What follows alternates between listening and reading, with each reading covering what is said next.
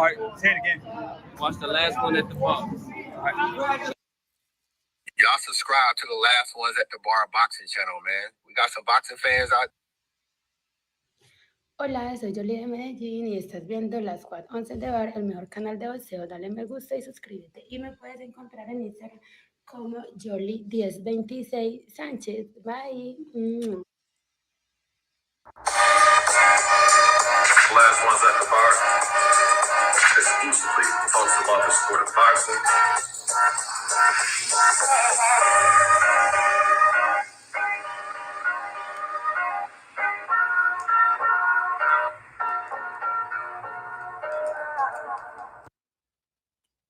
Welcome back to another episode of Last Ones at the Bar, the baddest boxing podcast out.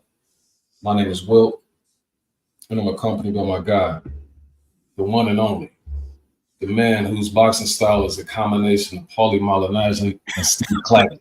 That's the deal. What's going on, man? You doing all right? What up, though? Yeah, I'm cool, man. You know, I'm doing good. Just resting throughout the weekend, man. I started back jogging a little bit. I did Thursday and then Saturday. Man, that Thursday was rough. The jog wasn't rough. Of course, I couldn't. You know, you get in there and you think you can do what you used to do, and I haven't actually jogged since probably last fall. So I'm like, okay, I got this. And you know, whenever you get older, you know, the recovery time is not it's not the same. So I'm like, okay, I can do it on Thursday and get back Saturday. And I was still sore Saturday, so still trying to figure out how to speed up this recovery time. Yes, sir. Let me ask you this question. So that was the first time you jogged was Thursday? Yep, since probably last fall. So since last fall. All right. And so you went back Saturday. Yep, I went Saturday. I went for the Saturday morning. I went for another jog. And I was like, okay, because I'm trying to get back in that routine that I used to do. And I was so frustrated because, you know, that Thursday, man, I did like a mile and a half, and I was like, man, it's not supposed to be this hard, man. It never used to be this hard. But, you know, that's my impatience, though. Obviously, sir. You didn't see the episode of Martin when he got back in shape. Yeah. And he ended up like being the trainer after a while, and he was just overdoing it with the people he was trying to train, with Gina and all of them. You seen that episode? Yeah. That's what that reminds me of, sir, because when you have a job in as long of a time as you got to crawl before you walk, sir. It's going to take some time for you to get back into the swing of things. It wouldn't even be, I would say more so a couple weeks, you know, a couple weeks. Yeah. It's just that when you're doing like the elliptical and stuff like that, it gives you this false sense of I got my cardio up, I can do it. But them legs, man, they start hitting that pavement. It's different. Low impact, man. Elliptical is very low impact. Mm-hmm. It's good if you can do it enough to get you a nice little sweat. But as far as trying to equate that to actually running and jogging, no, sorry, Bob. See, you got to be very careful, man, because you don't want to put yourself in a situation. You know, a lot of people during the wintertime, or a lot of guys, they end up having heart attacks in the winter, especially those snowy areas when they go out there and shovel snow. Mm-hmm. And that's the first time they did something resistance like that in a long time and start to get good to them. But they don't know they're overworking their heart. Mm-hmm. So you got to be very mindful of that. So I do the treadmill every morning, 6 days a week. But it took some time, and I've been off the energy drinks since January. So when we had our little bit of a break, well, actually December. And so it was a transitional period. And I was like, I am never going to be able to get back right in terms of my heart health because I was tired and like dragging and stuff like that. But I found out the right diet, like the things that I need before I go to jog or before I work out. So I narrowed down what benefits me. And then after a while, I'm constantly, so once I go ahead and I'm running, I'm like, dang, man, this feels like a breeze. But I make sure on that treadmill that I put my hands on that bar to see how fast my heart rate is going. And so if it gets Like it gets to about 150. I only do that for maybe a minute, and then I slow down because you want to be very, conscious, especially now, early on, the fact that you're trying to get back to the swing. But outside of that, man, trying to run yourself to death. What else you do? Nah, man, everything else is good, man. Oh, okay, yeah. You go anywhere this weekend? Yep. Oh, okay. Just sat back, man. That's what Vail did. Yesterday, man, I got some credits for my American Express card. So with the gold card, they were going to my Resi credit. So you get a $50. I don't know, you might have one already anyway, but for American Express, with the gold, they give you $50 credit to different restaurants. And so it's $250 per 6 months. With the platinum, you get $100 every 3 or 4 months. So you just got to be mindful. So since if I would have waited until June, then I would have lost the credit. So I ended up going back to City Kitchen, and I ended up getting me that omelet right there. And it's delicious. It wasn't quite as good as the one I had in Rio, but that was a good omelet, man. You get a chance, man. Take your wife out there, man. It's a nice little place to, have brunch or something like that. City Kitchen. Yeah. Okay. Gotcha. Also, I can see Friday I had that nice little juicy steak. Then I've been adding that kale into my diet too. So that's a little bit of rice, chicken, and some of that kale. Are you a kale eater? Yeah. I used to mix it in with my mustard greens, and sometimes I used to put it in smoothies a lot. But one thing that it did do, I think I went to the doctor one time. My vitamin K was they said my vitamin K and potassium was a little too high, so I went off for a few weeks and it got back to normal. But I like to keep that kale, man. It's like a superfood, man. It is. I'm incorporating more of that because I grew up more so like turnips, mustards, collards. You know what I mean? And because kale, you cook it differently than you cook those. You know what I'm saying? But I've been on it, and it's been really, a good addition. To my meal plan. Also, my guy who I live in the complex, I saw him yesterday. This Jamaican dude. Dude handed me over some mangoes, man. I never saw mangoes that little. And so I was kind of concerned when he gave it to me. I'm like, he's just eating. Boom, boom, boom. And he had these guavas. And so he was like, you like guava? I said, I don't know. I'm going to be eating that type of stuff. And it looked weird to me. So I did my research. I'm like, is this okay to eat? And then when I looked at the research, it was saying, yeah, it's just so rich that even though they're small, you probably only want to eat one. You don't want to eat more than that. And so when I bit into that joke, that's the honey something mango. Have you ever had one of them little small ones before? No, man. I can't say I have. Man, that thing is like eating like candy. You know what I'm saying? But it's you can tell that it's fruit. It's so delicious. I had all three. You know what I'm saying? I wasn't supposed to, but yeah, that's a different type of mango. Like places like South America has them, or if you go to some of those grocery stores that like World Market type things, they may have them. But yeah, it's a little small, little mango, man. Very delicious. Also, man, I came up this week messing around. I said, man, let me go ahead and put a little bit of money down on some of these different teams. So that right there was a little small wage right there. But that right there was the biggie. That was the biggie smalls right there. So I went with the Sparks. I went with the Lynx, and then I went with the Liberty, and then I also went with the Atlanta Dream. Because I was just monitoring it, and it seemed like when I'm looking at teams who were playing, I had a chance, maybe it was Wednesday or something like that. And when I looked, I was like, no, that team right there can compete with that team, or this team right here is better than that team. And so I put it all together, get maybe a nice little $120-something. And I'm going to need it because I got to go get an oil change tomorrow. You know how you try to go get an oil change. They be talking about, this right here, you need to tell you this. Yeah. We're just trying to add a little to it. I told you last week at the championship, national champions. You understand what I'm saying? I whooped on my guy. So in that league, I always have a good record.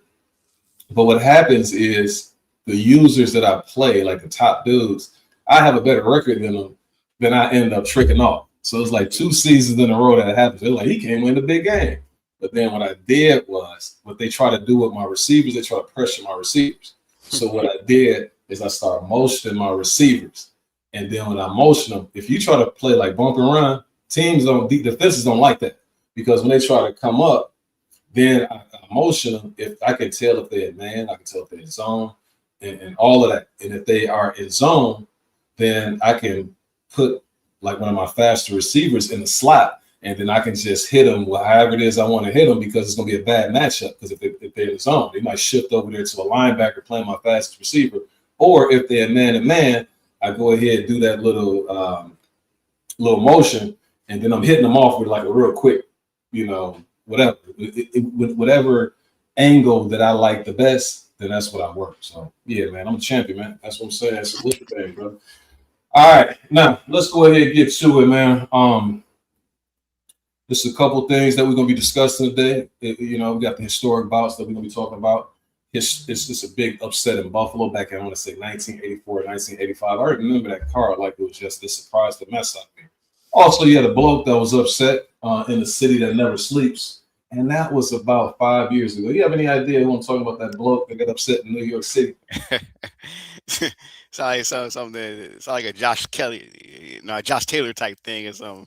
All right, we'll see. We'll see, man. And in the news, you got Murtazaliev. He returns against Brandon Adams. See, they doing my boy dirty. Brandon Adams is very tough out, man. They never just let him get anything, just status quo. Like, whoever is supposed to fight, fight him on an even playing field. You got to return against another guy that's very tough to look good against. Loma to come out of retirement talks about Charly Suarez. You know who Charly Suarez is? Yeah, he fought. I think he one notable fight I saw was him against Navarrete, where Navarrete, they stopped it on the cut and gave Navarrete a technical decision. That was a good fight though, and I thought that decision should have been a TKO for Suarez, because that cut was caused by a punch, and they rooted ahead, but so they try to line him up with Navarrete. All right, so now you got in the chat that is, hey, this is earlier. Shane says, "Luis, he gonna be on after he get his old man nap in." Man, I got me one in. I always get me a nap in, but not today because I kind of slept in. Also, yeah, I told him to get in that much needed nap. Also, T says, "Salute, fellas. Salute to you too, good brother." Also, we're gonna be talking about Charlo is gonna be added onto the Spence Tszyu undercard. We'll be trying to determine who he may be facing. He pops up. He's like the local carnival. Every so often he'll pop up. You know what I mean? Catterall is calling out Rolly, and then Chavez, one of your favorite fighters of all time, says that Duran would never have beaten him. We're gonna talk about it. And then the showrunners, man. First off, who's the biggest puncher in boxing history? You know what I'm saying? Give me a top three when you get a chance. And then also on the West Coast, man, what's the best hip hop duo out there on the West? Okay. Yeah. All right. It's Kiddo. So he surprised me with something. Well, it's only one group, but I was bumping their stuff this weekend, and I'm like, man. I'll say it's one group that off my top of my head, but we'll get to that. Yeah, unless I get surprised.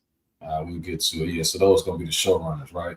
And anybody in the chat, you welcome to chime in, man. We got some breaking news, man. I know you've been making shirts made for the guy, but at the same time, he's reportedly being sought by the Maryland law enforcement for alleged probation violation.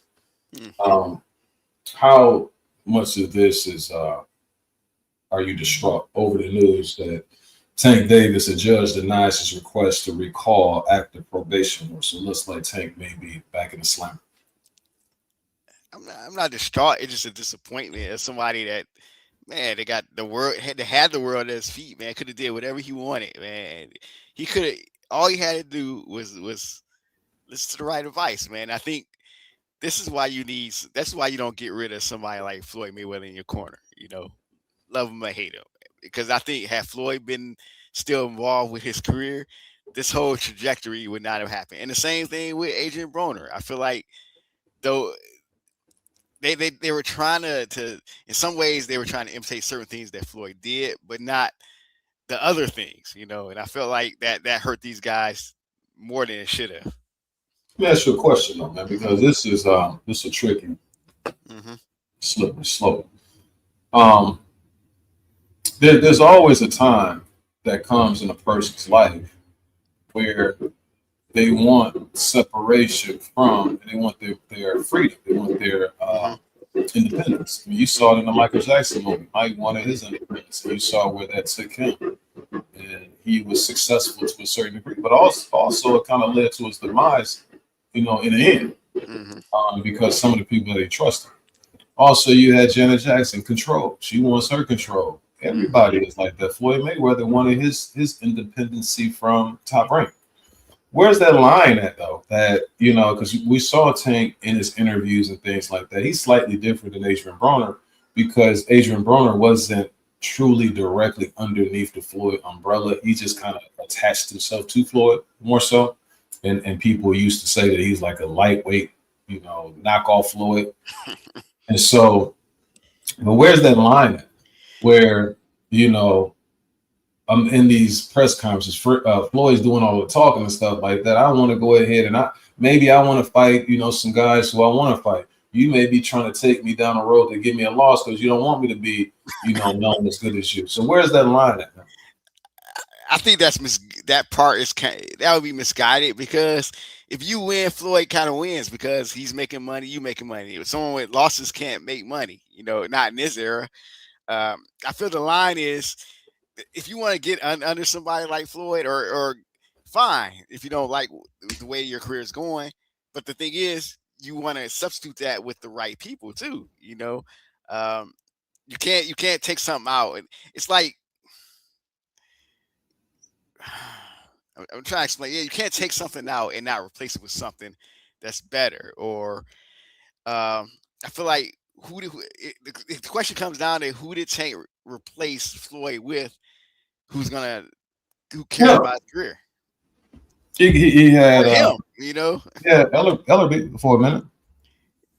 Yeah, for a minute, and even Ellerby kind of gave up on him and said, "Man, this guy's just something's wrong with him," Yeah, but you want to have always. I don't care how independent you want to be. You still want to have advisors in your life, guidance in your life, and these got to be people who are trustworthy. I'm not saying pick anybody or somebody that just because they got a lot of money, but they got to be somebody that cares about your well-being and wants you to win. I feel like you don't get rid of people and just put get in there with yes man. And to your point, that was kind of the demise of Michael Jackson. Yes man, instead of people who care is going to tell you like, hey man, you wrong. This is wrong. You need to clean up this. You need to do this, do that. You need people in your life. Yeah. Yeah, I agree to a certain degree, man. I just think that, most people who are successful, they have people around them, they have that support system that they need that allows them to thrive, and also you got to be willing to accept certain criticism of those who have your best interests at heart. You can't just fly off at the handle and people are like on pins and needles. I can't really tell them anything because for one, if I say the wrong thing, then I might be out of the circle and I'm not getting paid. And so I'm just going to go ahead and cater to his every need. And that's where the yes man situation, comes up. See, he's in a situation where, the same thing that made him laugh made him cry. Really, Floyd really separated him from the other guys of his era, because he had that stamp from Floyd. And, Floyd kind of knew from a marketing standpoint that he could be something major. For one, he's a little guy. He's somebody who people are drawn to. You know what I mean? Like Tank is this little dude, this little light-skinned dude that, and he has power. He can knock you out. And so that's a show that they can go ahead and sell to the public. But once he disassociated himself away from Floyd, he still had that star power. It's just that he wasn't making the right moves. And even the moves that he made, he probably could have pulled them off if he had a team around him that could take the blunt of the blows, right? So if I'm sitting up here trying to fight these dudes and I'm not fighting Shakur, I'm not fighting Devin, I'm not fighting this person, the stuff that he says from a hardcore fan standpoint is going to turn you off. Why should I have to fight him? Let your advisors and stuff like that handle the reason why you are going in that direction. Because at first, what you used to say is I think Tank want to fight those dudes. It's Ellerby, it's Heyman, it's Floyd. He's not allowing it. But then when they weren't around, is this stuff coming out of his mouth?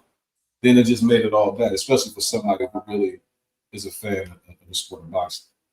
Also, who does it sound like, man? Teddy Atlas says Richard Torres was made to order for Frank Sanchez. Who does he sound like, man? That's what I'm saying. I be seeing like I be peeping what these dudes. So Teddy be listening to you. A lot of these dudes, man. That's a lot of dudes. Let me tell you, what happens is when you're a smaller channel, what happens is you will see somebody. I see on social media. It's certain things that we talk about. You will have somebody an hour or two later. That's the post that they have on social media, and it's like, you know, but it's cool. You know what I mean? When you're a constant trailblazer, you don't worry about all that type of stuff. My thing is for us, as long as we kicking that real and we telling you know how it is. I'm gonna get to what I asked you to do. I don't know if you had a chance to see the Stephen A. Smith. I don't know if you've seen that. Oh man, still did you see it? Oh, I still have. I might have clicked on it. I can't even remember what it was about. Say, listen, I took notes, man. So when we get to that, I'll let you know exactly what Stephen A. said. That's the reason why I got to get on here and talk this talk, because of the fact that these dudes don't know what the hell they're talking about when they talk about the sport of boxing. Also, it's certain channels that I watch, and I watch anything that's good. I don't care what number of subscribers that they are.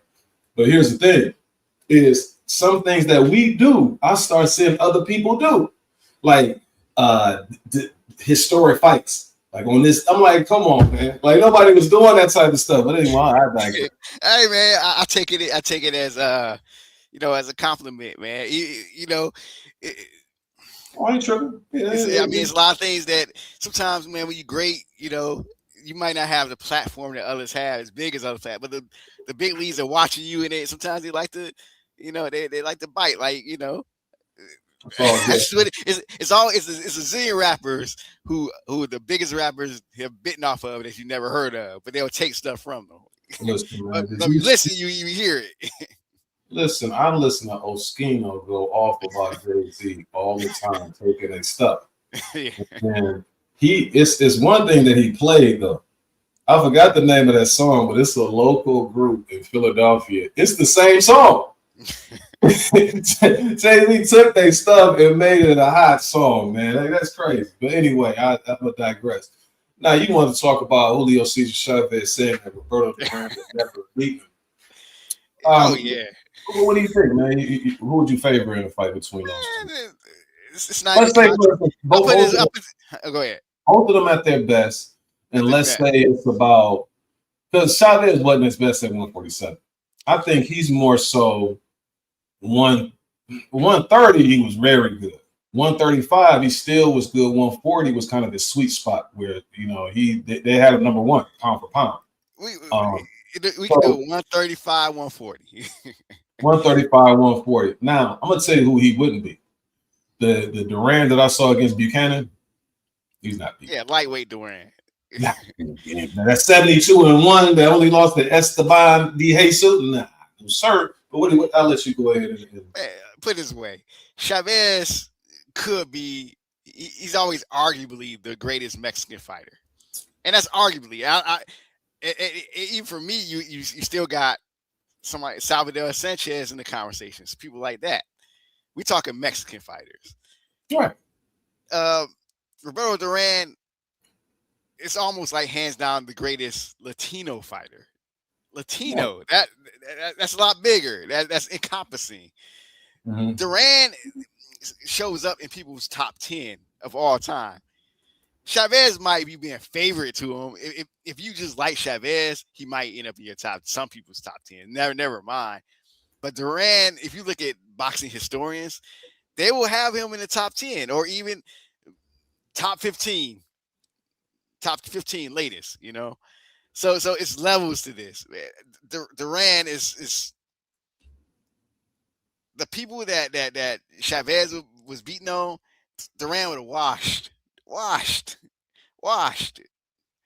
Mm-hmm. Washed. It's no, to me, it's just a big difference in level. It's big difference in level.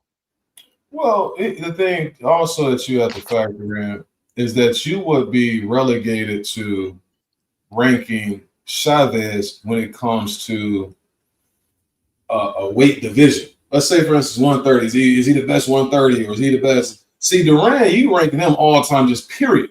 You know what I'm saying? Like, because Duran, dude went from 135 all the way like to 168, and he's still giving these dudes, some drama.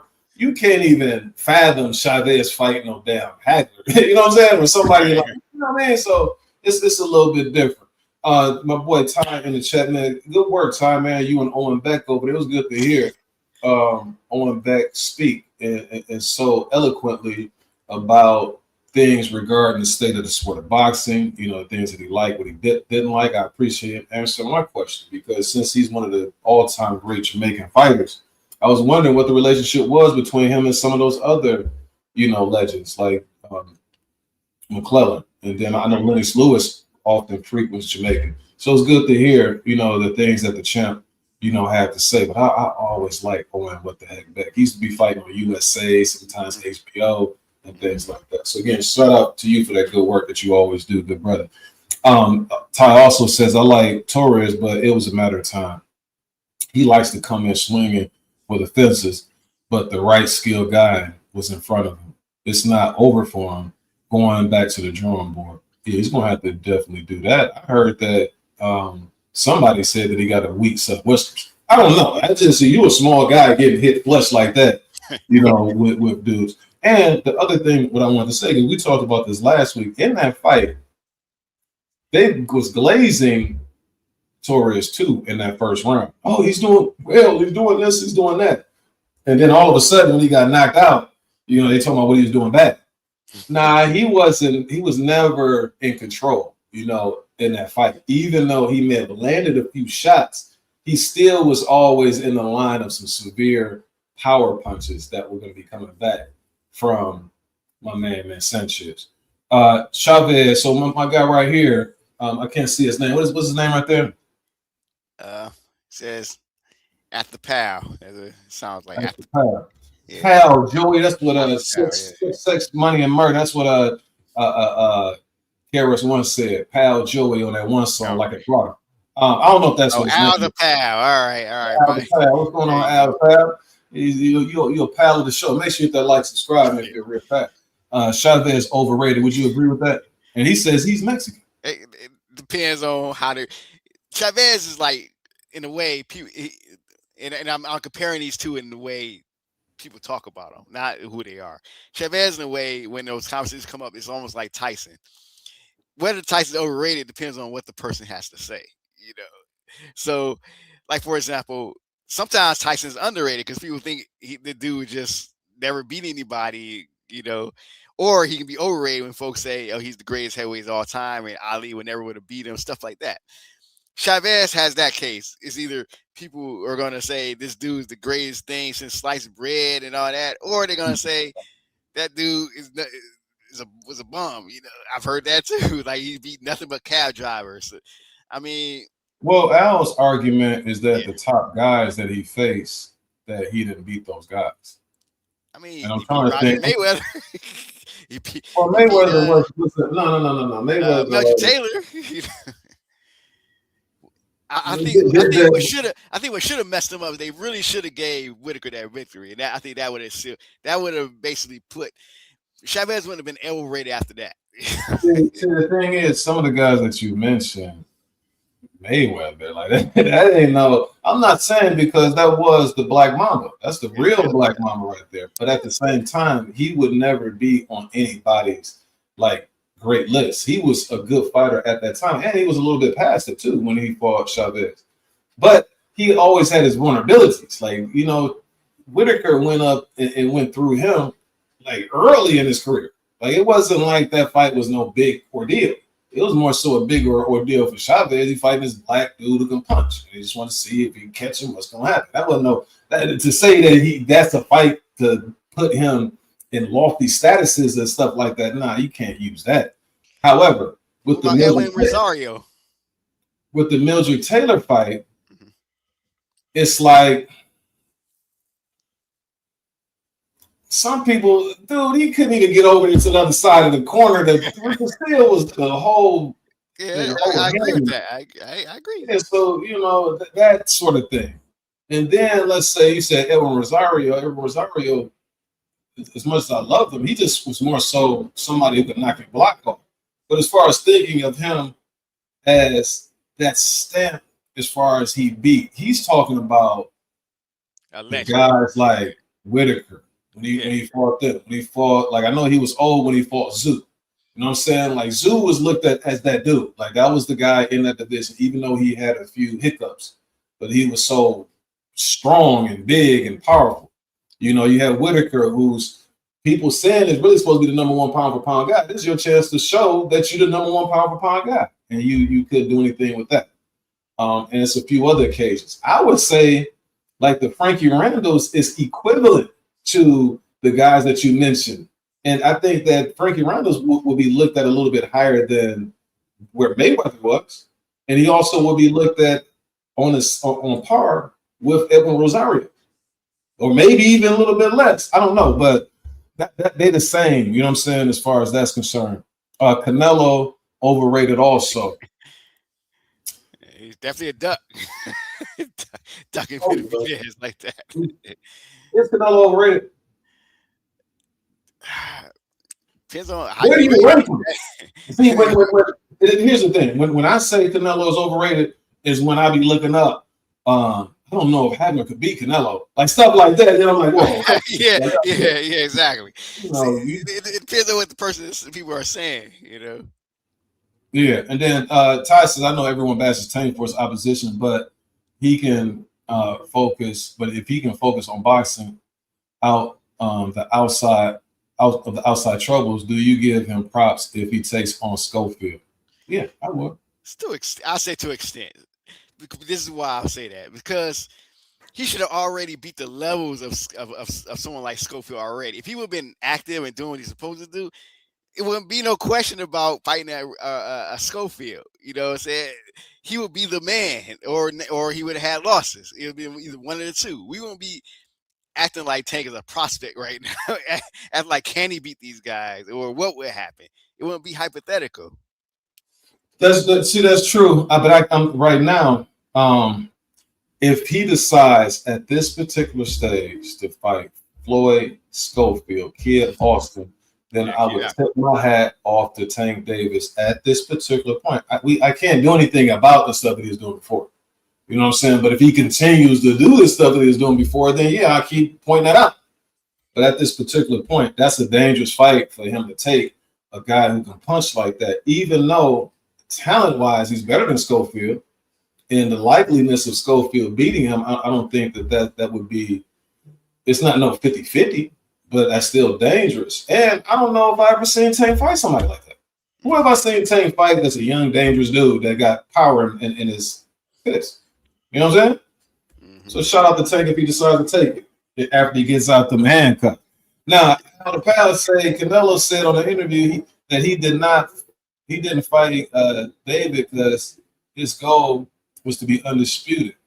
Boys saying it was easy way to be undisputed, full of Europeans. They basically the easiest, except like I like Ukraine. But no, that's Bill. You probably agree with that because you know Bill's a racist guy. You understand what I'm saying? He's like racist.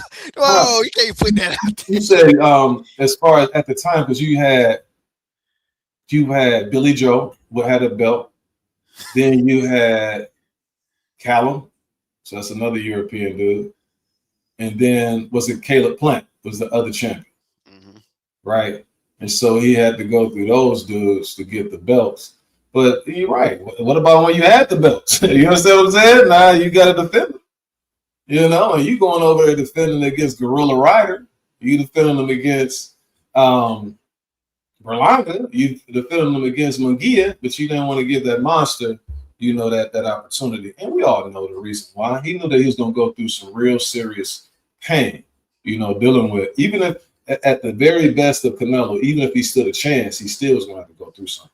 Canelo's goal was never to be undisputed when there was African Americans and Latinos better competition. Yeah, I agree with that. He was being kind of choosy in terms of the competition, and he said, you know, things like he wanted to be undisputed, like you say, when the opportunity was there for him to be able to have an easier opportunity to get those belts.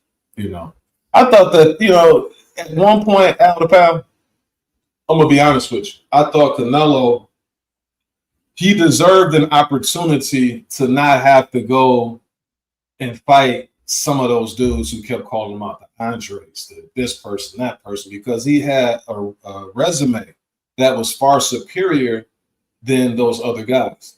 But then once David Benavidez started to get his resume together, start beating the Caleb Plants, start beating the Andres, start beating these other dudes, it's no justification for you not to fight him now because he went through the storm. You know what I'm saying? So now it's either, you know, pay up or shut up. All right, now, as far as this is concerned, man, can you guess who that guy is on the ground and who put him to sleep? If you think about it. No, man, I can't see the who's on the ground because of the block. Wait, look at his hands. Look at how he's standing. You know, and then also we just talked about the guy who's standing up top.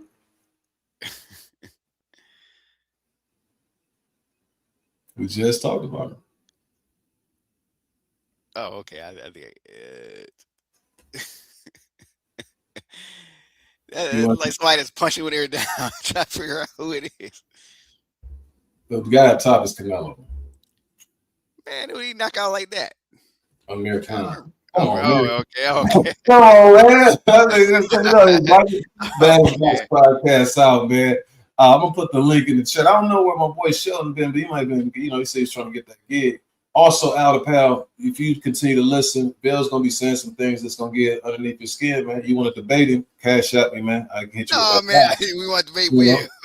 Go ahead and smoke him. I got a little. Hey! You talk about your boy? You talk about your boy Debo. I'm gonna go back to Rio. You understand what I'm saying? But we'll see. I got interviews coming up this week. Says your boy Debo on the ground. Yeah, my boy.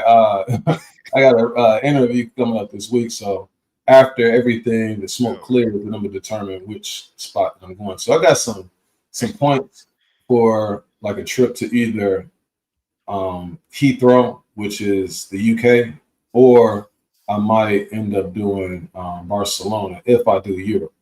But if I don't have much time, then I'm gonna do something like El Salvador or something like that, or go back to Colombia. But we'll see. We'll see. Because I got points in for Lotzum, and I got points for the other one, the big red. I forgot the name of the card. But anyway, today is May 31st. And around this time, man, we got a couple of fights, man. I told you that you had an upset in Buffalo, man. This fight right here, again, I remember you. I don't know if you ever seen this fight. Matter of fact, we talking about, I wish I would have asked my guy, Owen Beck, about the fighter who ended up pulling off the upset in Buffalo Arena, Chamber of Commerce, man. It was a 15-round fight. You have any idea in 1985 in Buffalo, these two guys for the WBA lightweight championship, man? It was actually Ray Boom Boom Mancini losing to Livingstone Bramble, man. Did you ever see that fight? I've probably seen it before. I have to go back to it. I do know both of these guys, you know. Yeah.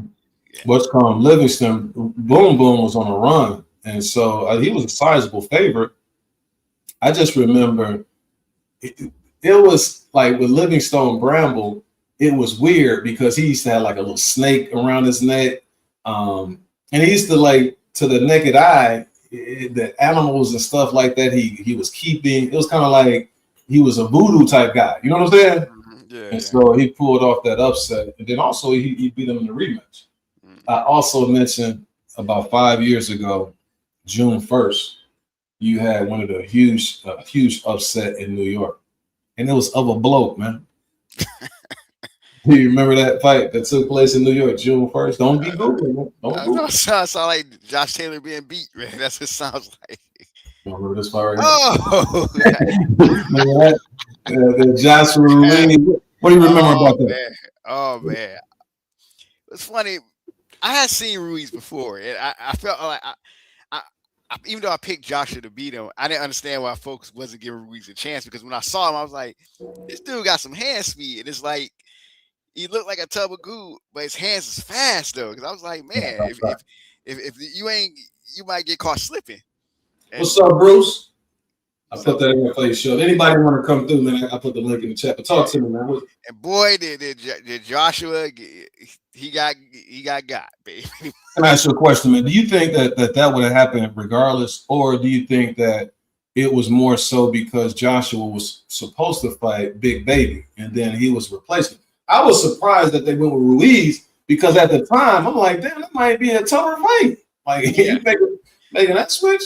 Yeah, he's a lot faster than Big Baby. I mean, and it's those fast punches that's gonna get somebody like Joshua. You know, when you look at even the folks that hurt Joshua, they got a little bit of speed. So even Dubois got a little. They ain't just like George Foreman type punches. They got pop, like they got hand speed. You know, and I think Joshua get got by that stuff, man. Yeah. Show said he knew Ruiz could fight, but he didn't give him a shot. And actually, Joshua was doing well. You know what I mean? He hurt him and stuff like that, but just Ruiz stuck in that pocket. And then Al DePau says, yeah, he blew up by accident. That's a fact. I put the link in the chat for any fellas that want to stop through. And so ultimately, Ruiz, man, what do you think about the rematch though? When he came in like 600 pounds. I thought that was one of the worst decisions that he ever could have made for his career, man. It's like, because he never really recovered from that, as far as he was never the same after that. I think that would have been it. Had he came in, even if he would came in shape and gave a better performance and still lost, I think his career would have went in a different direction. We would be talking about Ruiz now with all the fights we already seen him take. You know, Ruiz like him some chimichangas and burritos and He was partying, man. He was partying. He partied, and then he comes in. I remember he had that big old necklace on. I'm like, man, those pesos go a long way in Mexico, bro.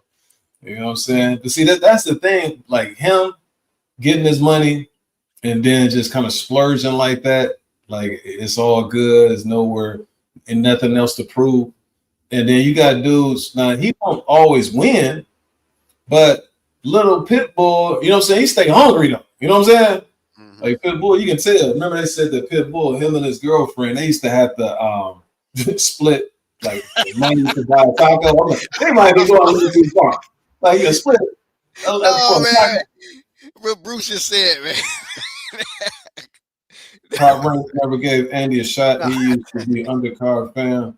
And then he said Ruiz ate himself into a footnote in boxing. That's a fact. All right, man. We're going to welcome the man out of South Central. You know what I'm saying? The man out of Long Beach. What's up, brothers? What's going on, man? The other member of the LDB, what's it called? LBC. DPG. Yeah. DPG. What's up, brothers? What's going on? What's up, Long time no speak, man. Yeah, man. I was a little busy, life showing up. I'm taking this course, man. I'm going to LMU. So I've been doing a little studying, trying to get my Wilton on. You know what I mean? Oh, you talking about Loyola Marymount? Yes, Loyola Marymount University. Oh, okay, yeah, like Hank Gathers. You got that game like Hank? Yeah, no, I'm just taking the course, bro. I ain't got no game like that. I ain't took basketball. I ain't picked up a basketball in 15 years. Listen, I thought you had 1 year left of eligibility based on the new rule. Shit, heard that. Hey, but look, what y'all was talking about, I knew Andy could fight, but I didn't give Andy a shot, man. I thought AJ was gonna blow right through that dude, and boy was I wrong. And with the Mancini thing, yeah, Brandel beat him twice, man. He couldn't do nothing with Livingstone Brandel. Brandel beat him twice. He did, yeah. That was an interesting card because I remember, I think it's either Greg Page. Greg Page was on that fight card in Buffalo. Yeah, Greg Page was the main event, actually. Yeah, he ended up losing to somebody. He stunk up the joint. He lost to Tubbs. It wasn't Jimmy Young. It was somebody else he lost to. I think he lost to her. I think he lost to Mike Weaver, didn't he? Tubbs. Tony Tubbs. He lost to Tony Tubbs. He did a Ruiz. He had just beat Hosea And then he come in at the fight, he all heavy and stuff he beat Cosilla for the title, and he lost it to Tony Tubb. Yeah, that's crazy, man. Let me ask you this question as far as this fight is concerned with Ruiz and Joshua. Do you think that the loss for Joshua was more so the late replacement, or would have happened regardless? It was the late replacement because he didn't prepare for that guy, and the fact that AJ thought like I thought. This little fat dude, I'm gonna get him up out of here quick. And when AJ dropped him in the third round, you remember that? AJ dropped him with that hook. He was doing well. Yeah, he thought this was over. Right? He just let up off the gas, and like my man Vel was saying, which is so true. Andy Ruiz, if you can't say nothing else about Andy, you can say this. Andy Ruiz is tough as shit, and he got fast hands. He got the fast hands. I'm gonna tell you too. They said in the lead up to the fight, like that day, Joshua, for whatever reason, had kind of a nervous breakdown in his dressing room.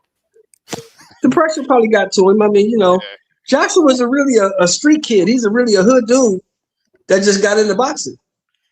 Because people always blow up to glorify the fact that Wilder started boxing late. Well, AJ started boxing late too. Mm-hmm. Yeah. They both started boxing late. And also around that time, man, Mike Tyson, he stopped Pinklon Thomas on May 30th, 1987. I thought Pinklon was doing really well initially. It took him a little time to get his timing down, but when he did, he ended up clocking him and stopping him. Yeah, Mike, he beat Pinklon, but Pinklon was a basehead, so Pinklon probably wasn't in the best shape. But Pinklon was a good fighter, man. He just was love that cocaine. Yeah. Night of the living, you know what I'm saying, baseheads. I'm talking about babies. Remember that right there. But anyway, man, today is May 30th. I put the wrong date down, but we're still going to celebrate. So tomorrow is going to be National Olive Day, National Game Show. What's your fella's favorite game show coming up, man? It's mine was Jeopardy and Wheel of Fortune. Mine was Jeopardy and what was that game? That game show used to come on where they went out on dates. Remember that one? Love Connection. Love Connection. Love. With Chuck Woolery back in 2 and Chuck 2. Woolery.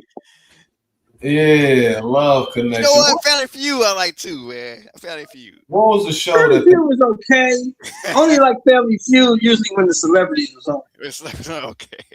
Listen, man, Richard Dawson used to be kissing all them chicks. Yeah, Richard Dawson was kissing everybody though. He was free. Rich was a freak. Yeah, he kissed my dude. I'm like, man, get off my wife, man. What are you doing? Over there doing yeah, but my show, man. I'm gonna tell you like this. Y'all probably didn't get this show, but I used to like Joker's Wild. That was my. Oh, okay. Joker's Wild was cool. It was cool. Yeah, but we only had like 7, 8 channels back then. Well, we was limited on what we could watch. I mean, the world was a lot more simpler back then. You know what I'm saying? Yeah, it was a lot more simpler, But anywho, man, today, let's practice today. National say something nice, man. So be nice, you know what I'm saying? Don't sit over there and be hating on Devin Haney. Enrico. National Barefoot Day. I need to get. I got like a little something at the bottom of my foot, a little callus. Man, you hating on Devin? You hating on Devin? I didn't say nothing. I haven't said anything. Listen, man. I have not said nothing today. You know what's crazy is tomorrow is gonna be National Graduation Tassel Day, but as far as tassels are concerned, dudes don't wear tassels in the ring. Remember how Sugar Ray Leonard and those guys used to wear tassels? Oh yeah. Michael Nunn, they do the little shuffle and stuff like that. Here's a fun fact for you. Mm-hmm. Here's a trivia question. Why did Muhammad Ali stop wearing tassels? I don't know. I have no idea. Muhammad Ali stopped wearing tassels because he wore tassels in the first Joe Frazier fight he lost. Okay, that's real. And then National Nail Polish Day. Don't do that. I don't get on that. And what's up, Bruce Gas? I see you out there, baby. You my guy. What's up with you, Big Bruce? Bruce. Let me see what Bruce talking. Bruce says Ruiz was boxing before he was 10 years old. That makes a lot of difference. Yeah, man. That experience over the years. Yeah. You can tell too. All right, man. If y'all, don't care, hit that cash out. The best nation is a donation.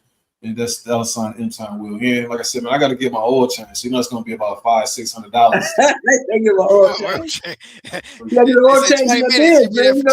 That Mercedes oil change hit different. Tell them, look. Oh yeah. Man, and then they come out. They always have something like, you gotta get this fixed. You gotta get this. That's why I tried to set it up for like a late appointment, so they can't be giving me the runaround all day. Like, we gonna keep your car. Hey, I gotta be out the next day, man. I got an appointment. Okay. All right, man. Let's go ahead and get to it, man. Again, free tank. Free tank, man. Free tank. I ain't got nothing to do with Tank. Why my name got anything? I don't have nothing to do with him. Yeah, you do, man. Hey, that judge do though. She don't like him. She don't like him, huh? Will? She does not like him. I mean, if I was a woman, I wouldn't either. I understand. I understand. I don't know, Tank. I don't know. Listen, I don't want to get off into the man business, but let's talk about what we saw yesterday, man, out there in H-Town, out there in Houston, man. You had those fights that took place. I just so happened to see about 3 or 4 out of the 4. But we're gonna start with O'Shaquie retaining his belt in a majority decision. It should have been, unanimous. But one of the judges, there's Stevie Wonder out there. Shout out to Stevie. You know what I'm saying? Rhythm in the sky. But however, Shock did his thing. I thought that he showed the experience. You know what I'm saying? That's a little bit different as far as levels are concerned, and that Ford, although he's talented, I just didn't think that he was ready for somebody with the experience of Foster. What say you, Bill? What did you say? Yeah, experience took over, especially in that second half of the fight. I thought Ford was doing well, early the first half, and I felt like it was close. And I actually felt like Ford was winning the fight, the first half of the fight. He was but not like handily. I thought he was edging those rounds with the sharper punches. It's just that Foster was controlling the ring a lot better. And then the thing about Foster that's interesting though is he was moving a lot more. But I knew that regardless, Raymond Ford is gonna get tired first, and that's exactly what happened. Ford started to fade in the second half. He started, and his trainers are telling him, "Hey, don't use that. Don't stay in that high guard." What I'm saying? As soon as he started dropping his hands, I was like, "What are you doing?" But he was doing well even when he was dropping his hands and trying to use his reflexes because he was the sharper and he could do things that's a little bit more flashier than he got a little bit more flair than Foster. But Shock just puts it all together a lot better, man, with the movement, the ring generalship. He was forcing even though Ford had that, the high guard and trying to use that defense. Foster was doing a better job of opening him up and throwing punches around that guard to the body and stuff and up top. The only thing I didn't like that second round. He threw Ford out the ring. I was like, "What are you doing?" Because that could have. I'm glad they didn't take points, but if they did, I would have understood. But I'm happy that Foster, fought himself back in that fight. Saying he won handily. It was especially around that 11th round. He really started putting it on Ford. I was like, yeah, go Shot. And it was a good performance by him, man. Definitely was a good performance. Yes, sir. What you see, Show? Well, I'm gonna say it like this. I'll say Raymond Ford lost that fight more than O'Shaquie won it, if that makes sense. Okay. O'Shaquie Foster was losing the first 3 rounds of the fight, maybe even the first 4 rounds of the fight. And like Bell said, that's when it seems like Raymond Ford got tired. And O'Shaquie Foster kicked it into another gear and took over. I mean, the fight was won by O'Shaquie Foster, clearly. But Raymond Ford could have did more if he'd been in better shape. He wasn't in shape. I don't care what he says. He wasn't in shape because he got tired. And O'Shaquie was in dog shape because he didn't get tired. And he started hitting him with combinations, pinning to the ropes, letting off on him.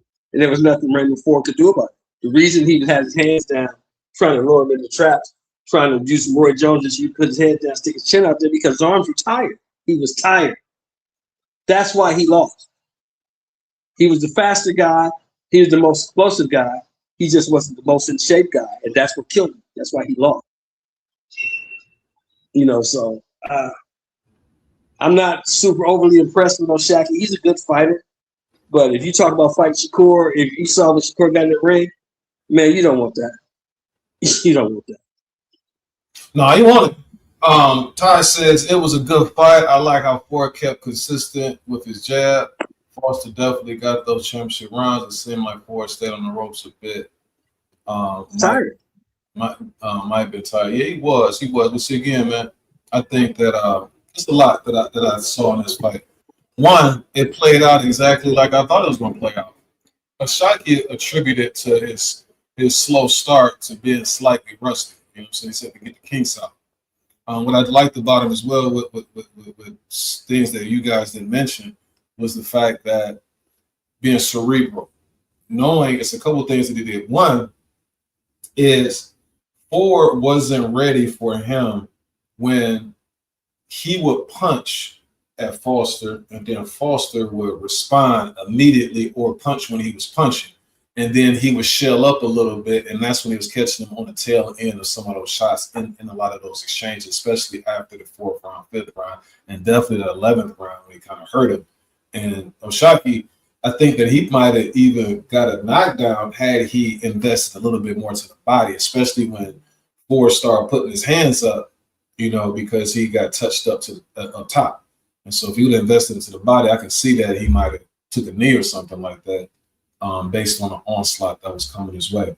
The other thing that he did was knowing that he's fighting someone who is getting help from Shakur, he didn't go left hand. He didn't go southpaw. Stay right hand all fight. I know you're ready for that left hand. Even though it might be some openings there, I'm just going to go ahead and work this right here because if it's not broke, don't fix it. You understand what I'm saying? And I'm not going to, give you a look that you were prepared for. You know what I'm saying? So smart, man, cerebral dude. He's not for the ceiling as far as Ford is concerned. You would see like he had, like I said, a little bit more pizzazz than Oshaki. But as far as this right here, and then also being somebody who's a veteran, he makes the most of his talent. And that's what I appreciate about Oshaki Foster. Now, when it comes to, we can get to the Shakur, and I get the Shakur. Yeah. But we'll get to that in a second. I just want to go ahead and make sure I go over these punch stats real quick. So when you look at the power punches, that Oshaki landed about 10 more. And he landed about 10 more punches, all the way through. Now, the other thing that I want to mention is this. See, this is where these guys, there's two things that I want to mention about Ford. And I'm not saying this because Ford is a talented dude. I think that he is another guy, and I think that the boxing world is littered with these dudes who are immature. He could be one of the best guys. Like, really, to be honest with you, I just think that sometimes these dudes bite off more than they can chew too early. And it's like you got to have the right team around you that's going to develop you properly. The way that he's trying to fast track himself, even though he's still, but me, now he has to go for the gusto because he tried to do it a little bit too soon. Because there's certain things, if he had a little bit better corner that can harness this kid and have him be a little bit more mature, I knew that down the stretch, it was going to be Foster all day. What prepared you to be prepared for Foster, who comes on strong at the end? I knew that already. So this fight is even remotely close. I got to go with Shock down the stretch because he thinks too clearly down the stretch. And I've seen him stop dudes in the 12th round when he had to, right? The other thing is this, and this kills me. Matter of fact, the word hate, I don't like to use it, but I'm this close to being hateful of what these guys are doing. How in the hell are all of these dudes buddies that's right around the same damn weight class? So Shakur is cool with old boy out of the Norfolk, so he can't fight him. He's cool with him, so he can't fight him. So those are off limits. Also, I can put these dudes in whatever though. He was struggling to make weight yesterday, so he could be 135. Oshaki is 130, but he said he'd go wherever it is he want to go. Right. That ain't no big deal. If you're that close and around each other, I can't be on no buddy with you, man. And then you creating a buffer. So if dudes who ain't with all of that nonsense as far as being buddy, I always got somebody, oh, you have to fight Keyshawn Devin before I fight you. Or Oshaki, you got to fight him before. Like, come on, dog. So I don't like none of that type of stuff. And that's why I love Oshaki. Because he ain't with all that type of stuff. I'm not buddies with these dudes. They all can get it. But anyway, man. So let's get to it, man. He called him out. He said he wants that smoke. Mm-hmm. What you say? I'm gonna start with you, Van. What you think? I love that he want the smoke, and I love what you see in him is what I love about Shockey Foster. He don't care. He willing to do it. The part that I don't like is I don't like this fight for neither guy, and here's why. I'm saying no. Number one, Shakur fights 2 weight classes above Shockey. Shockey was going back to 135. 135, and Shockey doesn't fight at 135. He can move up there. I can see that. Yes. Before you go, because with this, no. Let me finish. Because the point that you just made. So people shouldn't have wanted the Marquez and Pacquiao fight. Pacquiao's fighting at 147. Marquez wasn't fighting at 147, but he knocked him the hell out. What dude was doing, make the dudes really the same. They're the same. He said he was getting busy on this dude. He said he made the man quit. No. The difference is Pacquiao and Marquez fought already, and we knew that they evenly matched up. He said he smoked them in training. I made you quit on a couple of occasions, man. Stop running for me. That's what Shakur said. And I feel like that's what he's saying. I feel like for Shakur, that's a step backwards because Shakur should be fighting upper echelon, dude. He should be fighting, the Devin Haney's and stuff like that. The Ryan Garcia. He should be at. He's not fighting those dudes. Oh, I got a slide on you. He said that he's not fighting Devin Haney. He's saying that I'm not fighting him at 147. But that's why I don't like. That's one of the reasons I don't like this fight. I want to see him fight a Gary Antoine Russell or something like that. And I feel if this fight was to happen, I feel like a Shockey Foster is gonna make. I like a Shockey Foster, but I feel like you can't give up rounds to a Shakur Stevenson, especially early. And I think that's where it's gonna be interesting. How many fights has Shakur had that was remote? You're right, Al. You're right. Shakur looks so much bigger, but I think that's more so because he's not training. No, Vel. Shakur is way bigger than that dude. He's gonna beat the dog mess out of Shockey Foster. Shockey Foster don't have no shot with that guy. Look at the size difference. And he's not as good a boxer as Shakur. No way, no how. And all that sparring stuff, nobody cares about sparring. I care about it. No, well, you the only one. Because that don't mean nothing with 8-ounce gloves under the lights with no headgear. That sparring stuff don't mean nothing. Shakur is going to beat the mess out that dude. Shakur needs to go on. And all that, after what I saw last night, all that catch weight shit is out for Shakur. No catch weights. You can make 47 easy. Look how big you are. Man, get out of here. Go and fight the dude you're supposed to fight. If this dude, what he needs to do is focus on Navarrete. That's your weight class. Exactly. Beat that guy. Become undisputed at 130. Then you can come up. The Shakur fight will be there. Because ain't nobody at 40, or in my opinion, 47 beating Shakur anyway. Mm-hmm. All right, let me know when y'all finish, man. Yeah, none of them dudes is beating them anyway. No, I agree with Sheldon on what Foster should do. I feel like but all that catch weight, 144 and stuff, Shakur, leave that alone, man. You too big. You can make 147 easy. Yeah. Go ahead, Willie. I feel like that Navarrete fight is a lot better for Foster. That's what Foster needs to focus on, yes. Being undisputed. Okay. Give him more money. Go ahead. Shakur rejects immediate Devin Haney fight at welterweight. What are we talking about? No, he ain't trying to fight him at no welterweight, so you're not doing that anyway. But I'm saying he should do that instead of chasing. He should. It's a lot of things people should do that he's not going to do. He's saying he's not going to do it. You got somebody, for the life of me, I don't get it. If somebody wants something, show me. Okay, when I look at the guys, when I look at Pacquiao and look at Marquez, Pacquiao looks dynamic. I see Pacquiao knock the hell out of Ricky Hatton. But when I see him fight against Marquez, their body rhythms are a little bit different. He does things that I thought that Tank Davis was going to whoop the hell out of Lamont Roach. But no, when they got in the ring, Lamont Roach is like a cat and mouse game. I want to see what it is that this man, Shockey Foster, is talking about. Is he just delusional? I don't know, but I think that he deserves the opportunity based on what the work that he's put in and the stuff that's come out of his mouth. He's not like these other dudes, man. It's not like he's running from Shakur. It's not like it's like, well, if the fight presents us, no, I won't do. Dude can't make that dude quit. That's how you looking at it. I look at you like you a quitter, dude. I don't care what nobody else say. Give me that fight. And he's been saying it for a long time.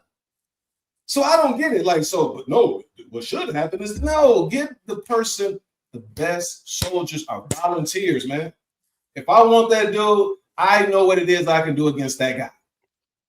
Let's go ahead and get busy. That's what I see. And I don't know. Based on what I've seen, he doesn't look. Sometimes some people don't look like what you think. For instance, you may have a guy who you like, damn, this dude ain't even athletic, and he always seemed to be winning. Like, I don't get it. Like, how's he doing that? But he's just that type of person.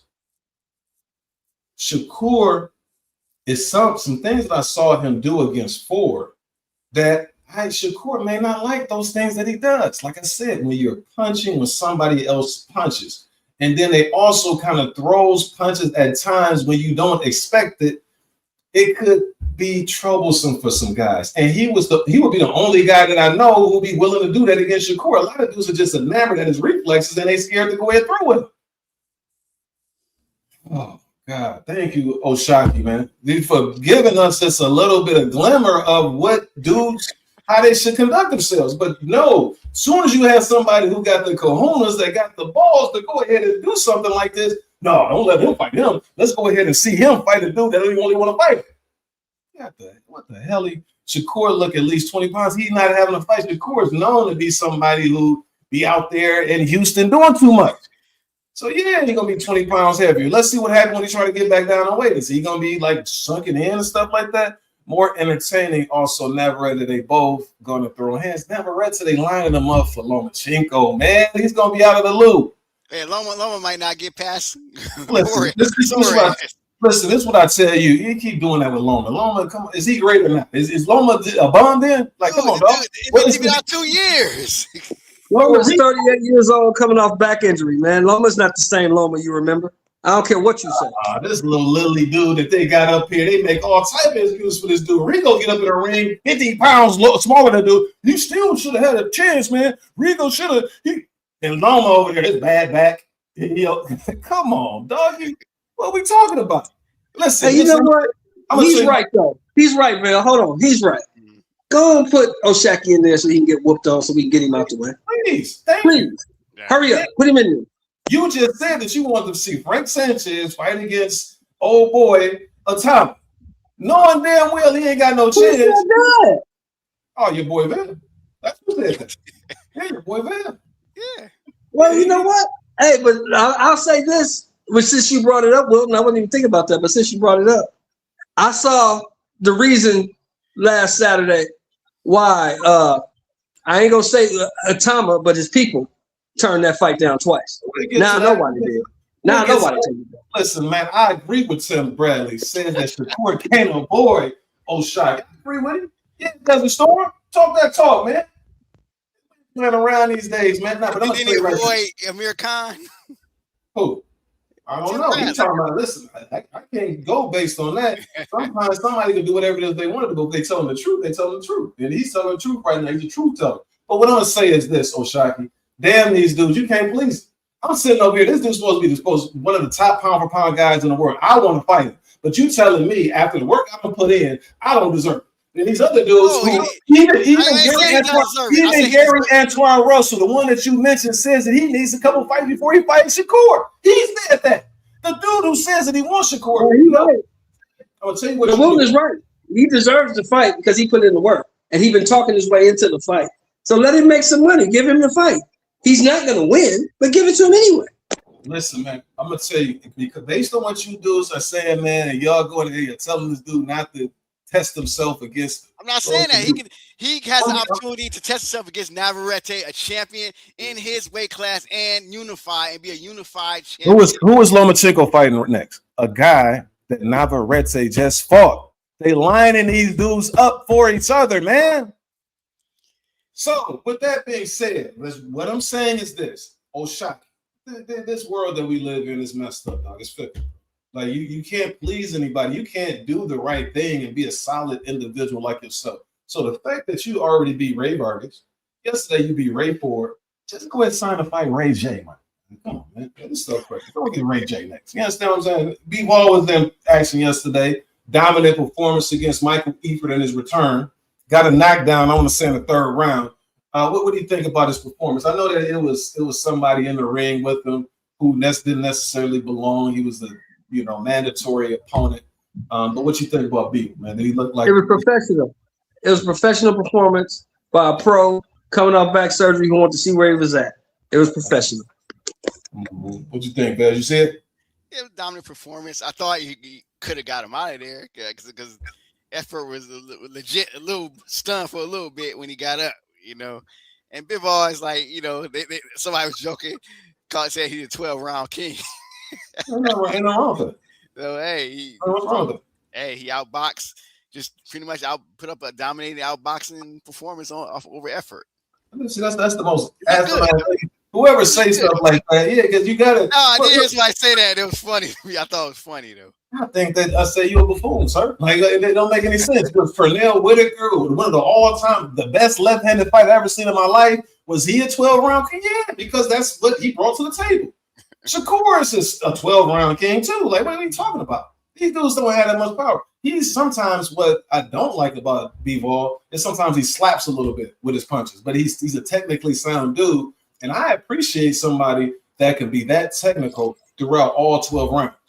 I like that, man. That's solid. That's fundamentals. That's what you call somebody who isn't fragmented in terms of their mind. Like he has a solid mind, and to be able to do that for 12 rounds, shout out to you, man. And I want to see what's going to happen, man. What do you think? Who would you favor, him or old boy be hitting with the elbows? Who Benavidez? Yeah. I don't know. That's a 50-50 fight for me because I don't know. I don't know if David David can get back. I don't know if David can get back to 75. I really don't. I think he can. But Bivol is not going to stand in front of him. I know that much. Bivol is not going to stand in front of him. And Bivol is going to move. He's going to stick and move. And he's not going to be sitting there for Benavidez to corner him and throw off those combinations. He's not going to be there all night. So it's going to be interesting. And plus, you know what I think, fellas? I'm going to tell you what I think. I think after this third Beterbiev fight, that's going to be it. Navarrete, my favorite Mexican, and Foster, H-Town like me. I like the fight. Yeah, I mean, that's cool after you go ahead and get it, because he can come back to that. I don't think David Benavidez is ever going to get that fight. I think Bivol's going to retire after this third Beterbiev fight. I agree. That was Al DePal. Ty says, I agree with Al DePal. Shakur was huge compared to Foster when he stepped in the ring. That could be a gift and a curse, too. You understand what I'm saying? Getting up there, eating all that H-Town food. They got good barbecue out there. You understand what I'm saying? Yo, they're sipping on lean. You know what I mean? Al says, Ty, that's in this corner, they're an interview, and they asked Shakur what weight come in fight night. He didn't want to answer, and he didn't. Nah, he ain't. He getting chubby. You understand what I'm saying? He said, lay off that. He over there eating Bun B, them burgers. You understand what I'm saying? That's what he is. He wasn't over there looking like he was felt. You know what I'm saying? But anyway, as far as Bivol and Benavidez, if it ever happens, because I'm going to get to Benavidez in a second. I'm starting to wonder some things about Benavidez too, man. I was shocked because he's on here. Once we get to that news, we will talk about it. Okay. I'll go back. I'm gonna circle back to the Bivol'S sort of thing. But what he said, he should be able to get back to 175 to be able to fight this guy. And I like Bivol'S chances. See, the thing is, the only thing in David Benavidez's favor is that Bivol fighting Better B is just slightly past it a little bit. I'm saying for his standards. And so the youthfulness of Benavidez isn't going to wear down, I don't think. Better B kind of did, especially in that second fight, because Better B was having some success. But then what Bivol did that showed me something about his intestinal fortitude is that he didn't let him devour him. Like once he started putting it on him, then next thing you know, Bivol came right back at that dude. And it's like, I didn't have another second gear to go ahead and come back. If he had another gear, the fight could have went a different way. But after he put so much into it that first 5, 6, 7 rounds, he couldn't keep up with Bivol. Will Benavidez, being youthful, being somebody who gets stronger throughout the fight, will he have that gear in order to get at Bivol? And that's something that, you know, I would like to see if they end up tanking. That's the punch. That's nothing much to see right there. That's actually pathetic in terms of power punches. Total punches, that can't be right, man. The dude only landed 12 punches off fight. Was it that bad? Or is this a typo? Come on, man. Did he only land 12 punches? Nah, that can't be right. Come on. Dang on CompuBox. Anyway, Amanda Serrano got a second round knockout yesterday, man. She ties Christy Martin's record. What do you say about that, Bill? Expected. Nobody ever heard of that girl. Yeah. Vail, you there with us, sir? We'll keep it moving, man. Vail is on. He over there. He one of them guys that kind of fall off by the wayside, man. Mid fight. So let me ask you this. Well, according to since we talking about Serrano, do you think that Bumgarner has a better chance of getting the Taylor fight or Serrano fight? So like getting the fight or winning the fight? Getting the fight. I don't think she wins either, but getting the fight. She's not fighting Taylor because you mentioned it before that Taylor got one fight left and she's going to be out of there at home. You know what I'm saying? Like that's her swan song. I think that in both cases, you're gonna be surprised when I say this. I think that she has a better chance against Serrano, but she got a better chance to get knocked out though too. Because Serrano yesterday, look at that. They gave her, it's like they wanted her to get that knockout.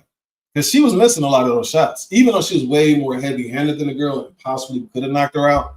But that girl wasn't phased. Like once the fight over with, somebody quit and then they just walked back to the corner. But the referee waved the fight off and she just went right back to the corner. I'm like, damn, she ain't even really, it looked worse than what it was. It just was a barrage of punches and they looked heavy, but she wasn't even connected on those punches. I'm saying that to say Baumgartner, I think that she would have an opportunity early. I don't know if she would be able to do damage like that to Serrano. I'm saying that to say if she's able to put something on her and kind of have her a little bit hesitant afterwards and be able to ink out a decision, possibly. But that's the only way I see. I'm talking about this Amanda Serrano because like she's wearing down a little bit. She's getting a little older. Bill, are you there with us, sir? Yeah, I'm here. Did you see the fight yesterday? What do you think about it? I did see that fight. I feel like what I did like about it is it kind of gave me a little bit of props on why I think that the women should fight 3-minute rounds. Is that if that fight was 2-minute rounds, that stoppage wouldn't have happened. That stoppage wouldn't have happened. Okay, anything else? I thought it was Amanda Serrano did what she did with the opponent in front of her. The girl basically was just there to get beat, and she got beat. She got beat up on, and Serrano was just throwing those combinations, and she wasn't responding, So yeah, I mean that fight was going to be what it was going to be. They got her on the undercard. She decided to be on the undercard to go ahead and show some love at the home. I thought home beat Han based on what I saw. Home did beat Han. Why did because she a little cutie? Is that why they gave her the decision? What's supposed to do? It's her hometown. It's her hometown, and home is a little older. So look at home is like that name that you just want on your resume. Home was put there to get for Han to look good and beat, and home said no way. She that was like 8. She won by like maybe 3-4 rounds. But I didn't think it was that close. But this Did you see that? My bad, Bill. Go ahead, Sheldon. No, but Han, that's her hometown, and it seemed like it's funny because it seemed even though it's her hometown, it seemed like Holly Holm was kind of being cheered there anyway, you know. But you know, Holly Holm is like right around there too. Yeah. Holly Holm from Albuquerque, New Mexico, and Holly Holm is a legend. So Holly Holm been in this game. Holly Holm started boxing around Layla Ali time. Layla Ali was still active when Holly Holm started boxing. Holly Holm is 45 years old. So She had a whole career before she went into MMA. That's right. My homegirl is from like that area because it's on the border. Like it's not too far as you think. And just that whole region, they used to love her because I remember when Ali was about to fight Ronda Rousey and my homegirl. So my homegirl actually moved to Dallas, and that's where we knew each other from. But from time to time, she would go back up to that area, and she was like, but she's from Texas, and she was like, Holly Holm is from like right a couple minutes away from me, and so I never knew that she was in the combat sports. But then that night when she was about to fight Ronda Rousey, she was texting me, and then she ended up calling me because she knew I was a big boxing fan. And she was like, we got our fingers crossed that Holly's going to win this fight. But that region out there, she going to have all that on lock. I don't care what, because Han is not that known of a person like that to be getting more applause than Holly Holm. But she's a little cutie, though. I was like, that's a little cutie right there. I thought I saw Han fight somebody else before. Was it Serrano or Taylor? Are they around the same weight class or was she bigger? I saw them fight a Han. I didn't know if it was the same one. Might yeah, think about that because I think Stephanie Hahn was undefeated before she fought Holly Holm. Well, then that's another Han then because Taylor did fight a Han a couple years back. But anywho, man, that was a good fight this week. I just since it had so much boxing on, I want to use today to go ahead and honor my legends out of Cuba, man. So tonight I'm gonna be watching Rigo and Gamboa, man. Tonight, man, that was yesterday, wasn't it? It was yesterday, but it was so much. I don't want to disrespect them by like just peeking at it. I want to sit down with some popcorn, man, and sit there and watch the brilliance of Guillermo Rigo. You gonna join me? Join you? Am I invited? So let me go ahead and shout out Rigo, man. Rigo was born in Santi de Cuba, the second largest city on the island. Rigo was a 2-division world champion, 2 gold medalists, 2000 and 2024, and widely regarded as one of the greatest amateur boxers of all time, with a record of 40, 463, and 12 in the amateur ranks. And check this out, I want you to specifically hear this. Is Freddie Roach a great trainer? I mean, he's cool, He says, and I quote, probably the greatest talent I've ever seen. And I'm going to leave it at that for the great Rigo, man. Shout out to you, Rigo. Last week, Sheldon, did you see Ray J get smoked by Super Hot Fire? And Sheldon's still with us. No, we got Shane Diesel. What's going on, Shane? Get that nap in, man? Oh man, I'm finna get it. I just had to come on and show y'all a little bit of special stuff I got. You know what I'm saying? Like, talk to us, man. We all ears. Well, first off, what y'all think of Usyk's little performance there with Rico? I'm gonna let Vail touch on that. What do you think, Vail? What you think about his performance against Verhoeven? Like he just showed up and then trained and take it seriously, man. And then when he found out, like, hey, this dude Rico is not playing around, then he's like, okay, let me see if I can put these combinations together, even though I'm not trained. And then he got lucky because he was able to pull it off. So yeah, no, I think to me what I saw, Usyk's shorts were so tight, man. I don't know, maybe it just looked crazy. He didn't even look right. You know what I'm saying? So that definitely, I know that he didn't train as hard for that fight as he had done in the past. And maybe him, because he's more of a hard worker, and him not being as fine-tuned, even against somebody with their second professional fight, even though he's a excellent fighter in the karate ranks, he may that's the reason why he looked like that. And then I think Verhoeven is a little bit better than we anticipated. And he had a good strategy. The strategy that he had was good. What did you think? I would say, because a lot of people always talk about rematches and things like this. I think let's go back to Ngannou, for instance. If you put Fury against Ngannou again, I think you see a different Fury, right? Like you'll see a more polished, win every round type of Tyson Fury. Because like now he's gonna take it seriously. Now he's gonna prepare for it, right? Like, and I do think Rico was a little better than anticipated. I think Usyk would come out, and map out a much more solid game plan for a second fight, and it would end a lot quicker. I was impressed with Rico, though. I'm gonna tell you this though, Shane White, before you finish, that I was just surprised that he hurt Usyk a couple times. Yeah, that's what, because I'm like, Usyk, you playing with danger, man. Like he's sitting up there, he catch you one more shot, that could be all bad. It could be a bit of strategy, I mean, if he knew personally that he could take him out at any time, it could be a little strategy involved. I do think, like, to make it entertaining a lot of the time when you have these sort of gimmick fights, I think a lot of the times the boxers will allow a few rounds to go.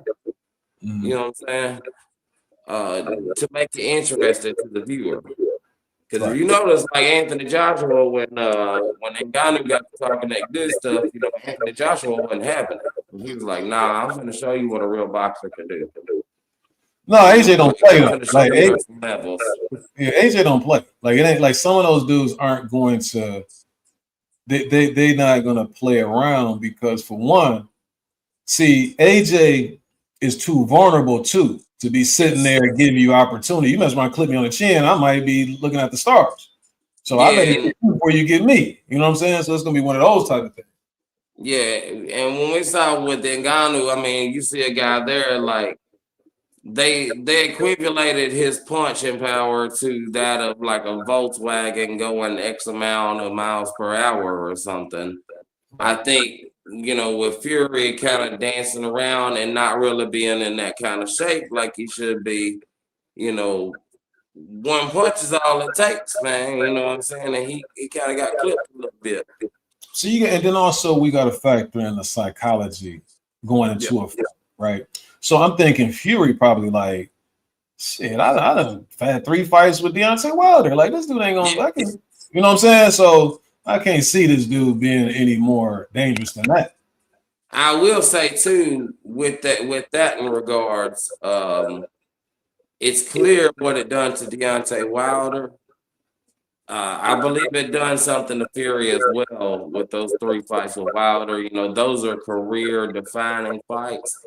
And you know as well as I do, when you've taken that many shots with the gentleman 3 times in a row that hits as hard as Wilder, even if it's only a few, it can have, and you're getting older on top of it. Yeah, it's definitely going to have a deleterious slow your reactions down. Mm-hmm.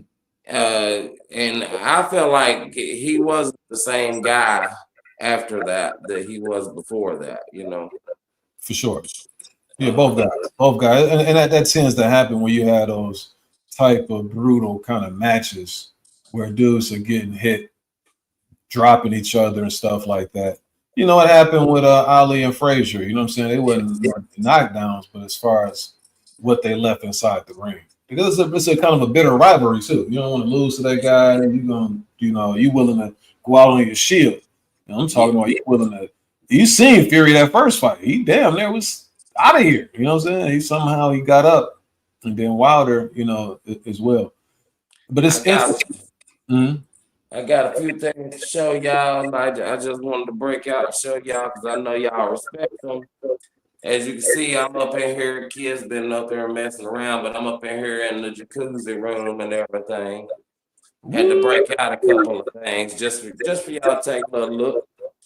In my little plastic case I got here, see if I can get it up. All right. So on one side here, we got the gold glove. Yes, sir. I see him. That's Floyd Mayweather. Okay. Autographed. On the other side, the Filipino gloves. And That's Pacquiao. Pacquiao. Mm-mm. We got Mayweather Pacquiao thing getting ready to go up in the studio, you know, and both gloves sitting next to it. Look at Shane, man. That's what's up, man. I'm happy for you. That's some good stuff to have. You know, the closest thing I seen to something like that up front, up close, was Terry Porter out there, and he was in Phoenix at the time. He was coaching Phoenix Suns, and so we were in his den, and he had Muhammad Ali glove signed, and it was for one of the fights. I don't know if it was. It's one of his big fights. It wasn't the Foreman fight. It could have been one of the Frazier fights, though. Yeah, that's cool. From some real old history, man. I'm talking Dempsey, Joe Louis, Rocky Marciano. I got this book here, this scrapbook of newspaper clippings, and it has when Cinderella Man knocked out Max Baer, when Joe Louis knocked out Cinderella Man. It's got Schmeling getting knocked out by Joe Louis. I mean, the works up in this thing, man. Piece of boxing history here. You sitting on a gold mine right there, man. You ain't lying, my brother. I don't know what I'm gonna do with it, but one day I'm gonna break out the full thing and do like a full YouTube show. I'll send it to y'all to react to, or I might do it with y'all. I don't know yet. Man, keep us posted on that, man. That's some good stuff, man. I ain't even gonna ask where you got it from. You know what I'm saying? As long as you got it. Oh man, I worked out an incredible deal for it. Just find people with cool stuff, man. They didn't know what they were sitting on, to be honest. Right. But I was like, this right here, man, this needs to be preserved. You know what I'm saying? Yeah. This boxing history right here that can't be replicated. The amount of it in it is insane, man. It's got things going all the way back to John L. Sullivan in it. You know what I'm saying? With him with his dukes up, you know, calling people out. Old promo clips and stuff, man. Insane stuff, brother. Shit, man, I'm happy for you, man. And yeah, I gotta head out because I got something going on a little bit later today, faster than I thought. I'm gonna go and leave y'all with a few bars before I head out the door. Let's hit them bars, man. Okay. Y'all ready for this? For sure. Survival of the fittest, I'm the fittest before I get this shit, but to witness the birth of a star. I'm revival like religious because I'm hitting this hard, and I'm tribal like I'm vintage because I'm tatting them bars. Superstitious like witches because I'm needing the luck. I'm vicious like bitches, don't give up. Suspicious stitches because I'm running the muck. I'm delicious like kids that give you bang for your buck.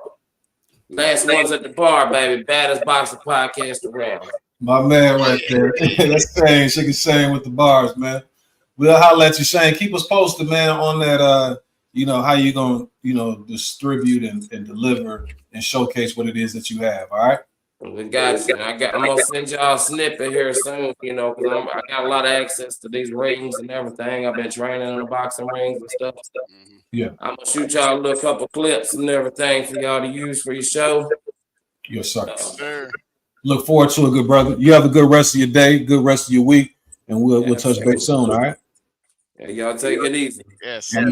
Salute. Sugar Shane, folks. Sugar Shane. What you think, man, as far as that memorabilia, man? That look like some cold stuff, especially them gloves. Boy. Oh, yeah, man. That's nice stuff to have, man. It reminds me, I'm mad at somebody, man, that promised me something, man, and I never got it. They apparently had some boxing boots. They tried to convince me that it was a fight with George Foreman and Mike Tyson. I'm like, they never fought. Then they said it was size 15 shoes. So I'm trying to think, okay, they talking Vander Holyfield and Mike Tyson, but it's a size 15, so which makes me believe that that's George Foreman. And I'm trying to piece it together. I'm like, maybe that's George Foreman in his fight with Michael Moore. And they just got the fight wrong. They but could. Anyway, they never produced those boots they promised me. Yeah, let's not hold any bitter feelings, man. Let's go ahead and keep it positive. Remember, today is National Positive Thought Day, man. That's tomorrow. Yeah, but you know it's the weekend. Going to the weekend. Man. Shout out to Shane, man. That's some good stuff, man. Trying to stay, focused on the task at hand. And I look forward to what he is going to share with us in the future about that. Let me look in the chat right here. I'm seeing, that's Sheldon. Sheldon is back with us. I did want to say that. That's the reason why I brought this Ray J stuff up, and I was going to ask Sheldon when he see the fight. What would you think about that, man? Ray J, did he overlook Super Hot? Ray J's an alcoholic, and he has diminished heart function. What did you expect? He's getting in the ring, man. I thought it was just stupid, man. Now, I wanted to say this though. See, Ray J, he didn't know what he was getting himself into. I saw Super Hot. He got like several fights that he had. He's Super Hot. He be competing. You know what I'm saying? Like Super Hot Fire. Who the hell is that? Man, come on, brother. Super Hot Fire. Now listen. Here, it ain't a meme. Just go and do Super Hot versus, and then it'll have. He used to do like little skits where he would say something, and then his buddies be like, "Oh," and then his record is like 368,000 and 0. You know what I'm saying? And then after they win, then they'll put another. But anyway, the point is, Super Hot Fire. Do you know he fought Le'Veon Bell? You see how little Super Hot is? Dude, I don't know. He might have beat Le'Veon Bell too. You know what I'm saying? Like he got like 4 or 5 fights that I saw online. So I'm like, Ray J didn't know what he was getting himself into. So shout out to Ray J, man. Shout out to Ray J.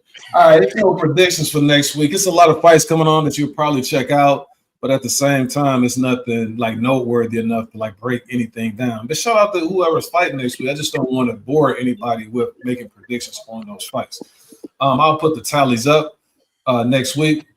But I'm gonna start off. I told you I was gonna get to David Benavidez. He said he still can make 175 pounds for a Canelo Alvarez fight. See, you can't say something like that now. You can't say I can't make it for Bivol'S. I can't make it for Bivol'S, but I can make it for Canelo. Come on, man. Nobody want to hear that. And then check this out. Canelo says the fight is impossible now. Why? Right? Yeah, you're fighting at 200 pounds. Why would I fight you now? Yeah, and so the thing is that why even now it comes across as you just you getting Gennady Golovkin-ish, whereas the only person you focusing in on is trying to get you a Canelo fight, right? And then Canelo said that Bivol'S is the only fight that'll pull him back to 175. All right. And so then now David Benavidez is passing on the fight with open title. Oh, come on. David Benavidez is salty because he never got the shot that he feels everybody else got. Canelo would give him that shot.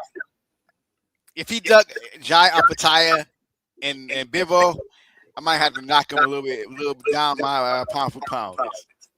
So if these titles are true of what it is that we have up here, then it's a shame. Now, the other thing that I want to mention, I like David Benavidez, and I don't want to come across because it's certain dudes, just the things that they say and the actions that they've taken, I can't do nothing but respect it. I put him in the same category as the mentality of somebody like Oshaki. They say the right things, and it's like you want those dudes to be rewarded to be able to face the upper echelon guys. Now, if he's sitting up here avoiding Opataya and trying to fight some of these other guys, and then I can't. Now I gotta. I have to take some credit away from that. Now, as far as David Benavidez, only thing that I'm going to push back a little bit is that Gilberto Ramirez fight. I think. Wait. What you just say? Say that again. Only thing, and I was trying to elaborate on why I'm pushing back in terms of giving him supreme credit for the Gilberto Ramirez fight, is because he's been whooping Gilberto Ramirez even when he was a kid, when they were training, he was doing it to him.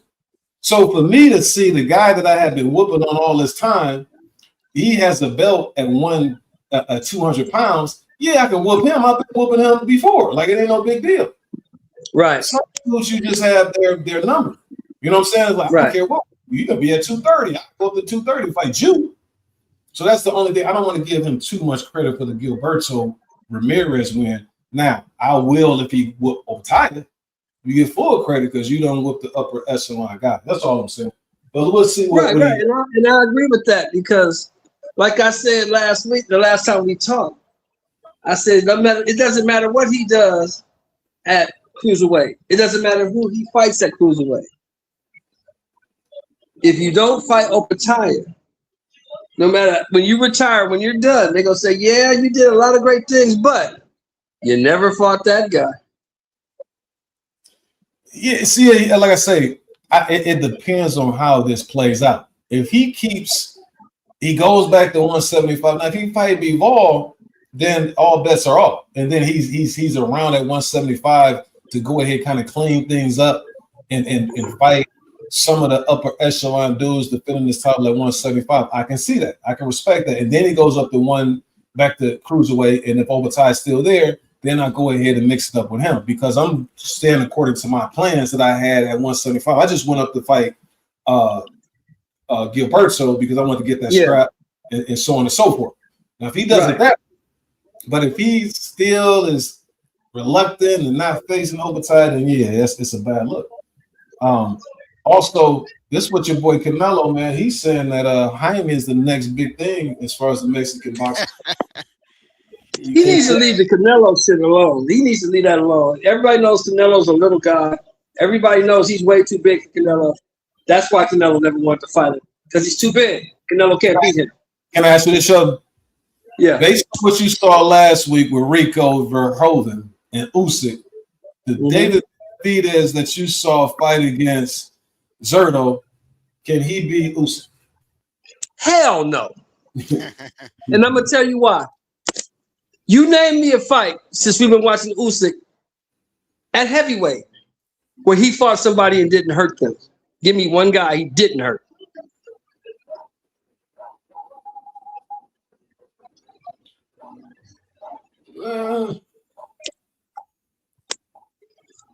I'm still waiting. Let me pull up his resume. I don't know. I wasn't even thinking about that. You know what I'm saying? Let me go to Alexander Usyk. Alexander Usyk. Oh, chubby Usyk now. He's over here with some short shorts on. I said, man, what you doing, man? Cat's out here with the white. He put on some black shorts, we're going to be all chubby, man. Usyk over here. Let me see what he got. All right, so Dubois smoked him. Fury. You heard him in that first fight. Second fight, closer. You didn't hurt Joshua in the second fight. Yeah, Shit if he didn't. Shit if he didn't. Shit if he didn't. I don't know. Chisora. Yeah, I don't know. I mean, these blokes, man. Let me see how many blokes. He's punching too hard for David Benavidez. He will knock David Benavidez out. You know what? He's punching hard with legit heavyweights. Daniel Dubois is a legit heavyweight. Anthony Joshua's a legit heavyweight. Tyson Fury's a legit heavyweight. You know what I just noticed, and I'm gonna have to take some points. Derek Chisora is a legit heavyweight. He fought and hurt all those dudes. He will knock David Benavidez out. Yeah. I'm gonna have to take some points off Usyk. Why? You know, guess what I just know? This dude is beating all blokes. Look at this dude. Look at his resume. This dude's a blokes, man. Chisora. He beating Joshua, dude. Wow. Oh my God. Those are upper echelon heavyweights, though. Who is not a bloke? He almost lost. That's who was running the heavyweights. All them blokes, as you call them, are better than Deontay Wilder. All of them. Blokes. But anyway, man, the question was, man, what do you think? Can he beat him? No, he's not beating Usyk. Mm-hmm. He hasn't shown me that he even beat the top. Waters just beat your sword. A bloke, sir. All right, now what? Can y'all hear me? Go ahead. Yeah, he just frozen. Okay, because my computer. No, I think he has some technical All right. So now let me go ahead. You can't hear me? You can't hear me? Oh, okay. Yeah. So y'all don't think Usyk, right? Now let's go to Rico. Rico says he discovered the formula against Usyk. What do you think about that? I agree. Well, catch him when he's not in shape. But then again, he's an unorthodox fighter because he's a kickboxer. That's gonna always a lot of times when these fights happen, they cause trouble against traditional boxers. He did have a game. I agree with that, man. But Benavidez I think ain't the fact that he's 6'5", he's 271. He got a gas tank. He doesn't get tired, and he didn't box with Usyk. He fought him. That's how you beat Usyk. You can't box with Usyk. You got to fight Usyk. Here's the thing. Usyk he didn't take the dude serious. Two. Here's the thing. What I did appreciate about Rico is he's unorthodox in this sense. The game plan that he had was he constantly moved left. So the big left hand Usyk, or I should say his power hand, he didn't necessarily kind of pick up on that, and he constantly did it. But he was open to the uppercut quite often. It's just when Usyk probably in the back of his head, like once I'm gonna pull out my joker when necessary. You know what I'm saying? But right now, I'm gonna give the fans a little bit of a show or whatever. And I think what Usyk was thinking is that I can milk this out. It'll be kind of close, and people go demand a rematch. So then I can fight Verhoeven again, and I don't have to fight any of these other dudes. They give me another big payday against a dude I know I can take out anytime I want to. But Rico was a little bit better than he thought. The thing that made me more nervous for Usyk, not that I was nervous, I'm saying if I was Usyk, was that the dude kept hitting him and hurting him. I'm like, what the hell's going on? He's 6'5", 271. Let him hit you. It probably hurt too. I don't know about all that. He just said, that motherfucker 271 pounds. That's a big man. You seen what Bud when he was wrestling against Opataya? That's what would happen. He messed around trying to. But anyway, let's go. What about let's look at Verhoeven against somebody like Tyson Fury. What do you think? Probably wins. You think so, Bill? Verhoeven? Nah. He probably wins. He probably beats Tyson Fury. I don't know. I can't say that. Yeah, because Tyson Fury's not the same guy that fought Wilder. You still thinking he's that guy. That guy's gone. And that guy's never coming back. The same guy that fought Usyk is gone. And he's never coming back. This is a different guy. This is a 37-year-old Fury. Verhoeven probably beats him. What do you think, Bill? You say no? I would say no. I have to see it. All right. So let's go down the road. Okay, so now, what about Rico versus Ngannou? Yeah, he beats him easy. Yeah, he'll beat Ngannou. Y'all said easy. I don't know about all that. It's about style. He'll stop Ngannou. He'll knock Ngannou out. He'll stop him. Ngannou can't fight. Listen, man, I don't know with dudes who have power like that. Like he mess around and get clipped by one of them shots. AJ knocked that fool out in 30 seconds, man. That fool is getting beat up and knocked out. AJ might do that to Verhoeven. What are you talking about? He might, but we ain't talking about AJ. We talking about Verhoeven and Ngannou. Ngannou can't fight. He getting knocked out. You brought up AJ. I didn't. I just was responding. But the point is, he getting knocked out. I would next 50. Now let's get to the fight that everybody will want to see, and that's going to be Rico versus Deontay Wilder. Wilder might put him to sleep. He'll stop Wilder. I don't know. I think you're gonna get caught with that right here. No, he'll stop Wilder. Wilder couldn't do nothing. Wilder couldn't do nothing with Chisora. He'll stop Wilder. Wilder's done. Verhoeven might not be able to beat no Chisora. Wilder's done, man. Y'all got to get off the Wilder train. Wilder's done, man. Wilder's done. Move on. Somebody else. I think Dubois beat him. I think Dubois beats Verhoeven. Man, Verhoeven, see that's the thing with Usyk. Usyk, why you coming to fight 250, man? And then you playing around where people think this dude is better than what he is.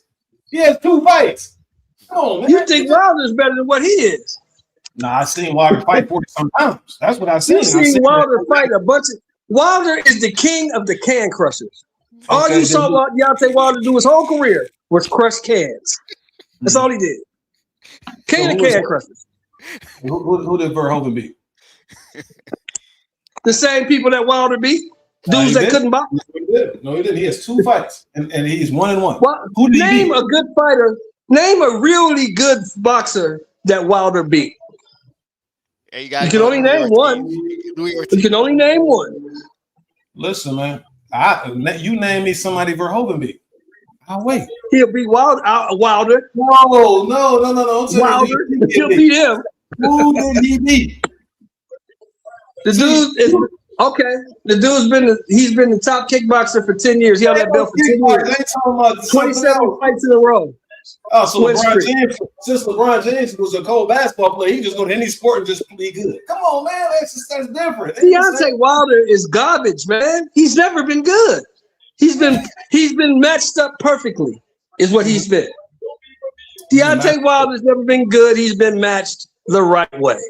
Who has Verhoeven beaten is what I'm asking. He gonna beat Wilder, is what I'm telling you. I'm not asking, I'm telling you. And I'll put money on it that he'll beat Wilder. Logically speaking, right? Some people, you say he can't beat him because he doesn't have experience. Who has he beaten? Who has he fought? He only has decent amount of fights. That's the reason why he's losing. This dude has 2 fights, man. And he fought. You think Wilder got experience from crushing all them cans? Yes, I do. Okay. 40-some fights. 40-some cans. Go ahead and tell me who you think. It don't matter if it's cans or anything like that. Let's go ahead and pull up. Let's go ahead and pull up. Forklift drivers. Wilder beat dudes in basketball shorts and Air Force Ones. Mm-hmm. Them dudes don't count. What about you, Val? Who do you think will win? Val, who do you think will win, sir? Got Verhoeven. No, Wilder would knock out Verhoeven. You said what? You hear me? You cutting in and cutting out. Wilder would knock out Verhoeven. This is silly. This is what I'm saying. This is silly. A dude who's thank you, man. He went over there, man. At least Wilder will knock out Verhoeven. Yes, sir. Yes, sir. Now you so Bill finally got a little, you know what I'm saying? We got the wind beneath his feet, partner. All right, very good, man. All right, Bill was delusional. Last week, man, you had my boy Frank Sanchez doing what it is I said he was gonna do. Legit Cabal says the win proves that he deserved the title shot. The fact that he whooped on Torres like that.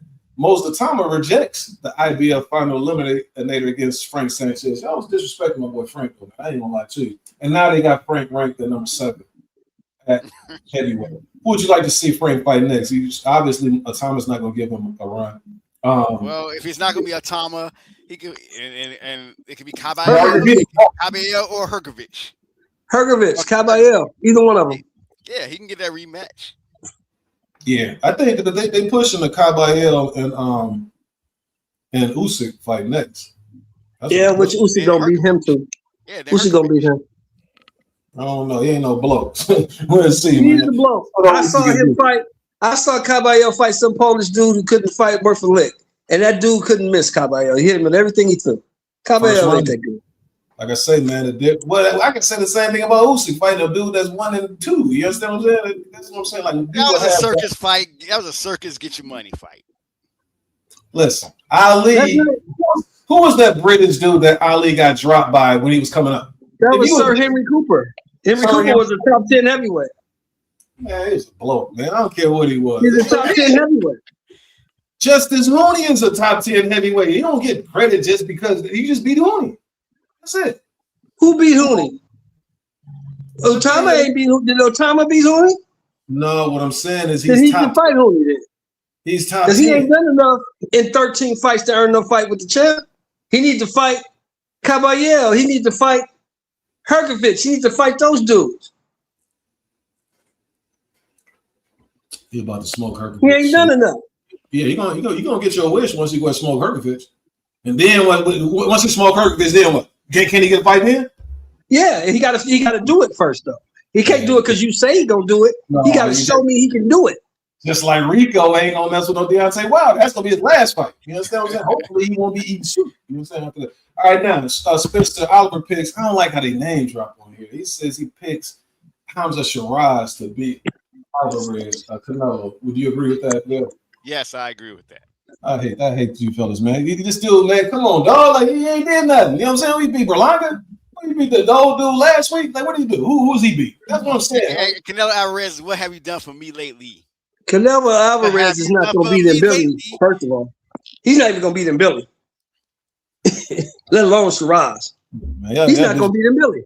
I disrespect my boy Canelo. And then let me ask you this, Sheldon. Last week we rated the 168-pound guys as far as the champions. The Medias, the Iglesias, the Shiraz, and then also there's another belt holder, Shiraz and Billy. Out of those four guys, how would you rank them, like 1 through 4? I would rank him Shiraz, Iglesias, and Billy, and the dude who just beat McGee. McGee. I'm gonna have McGee last.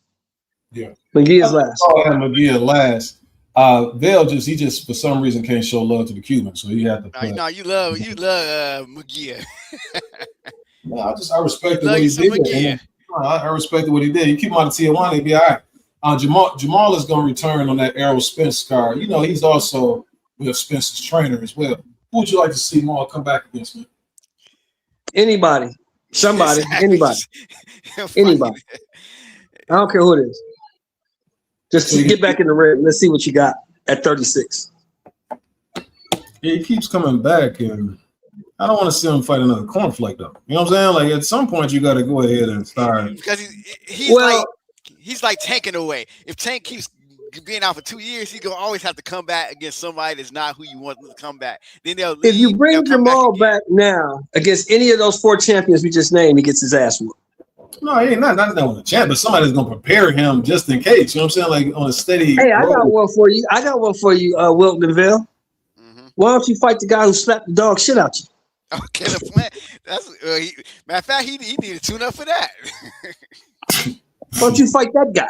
They might be because I think Caleb is just announced that he's supposed to be fighting.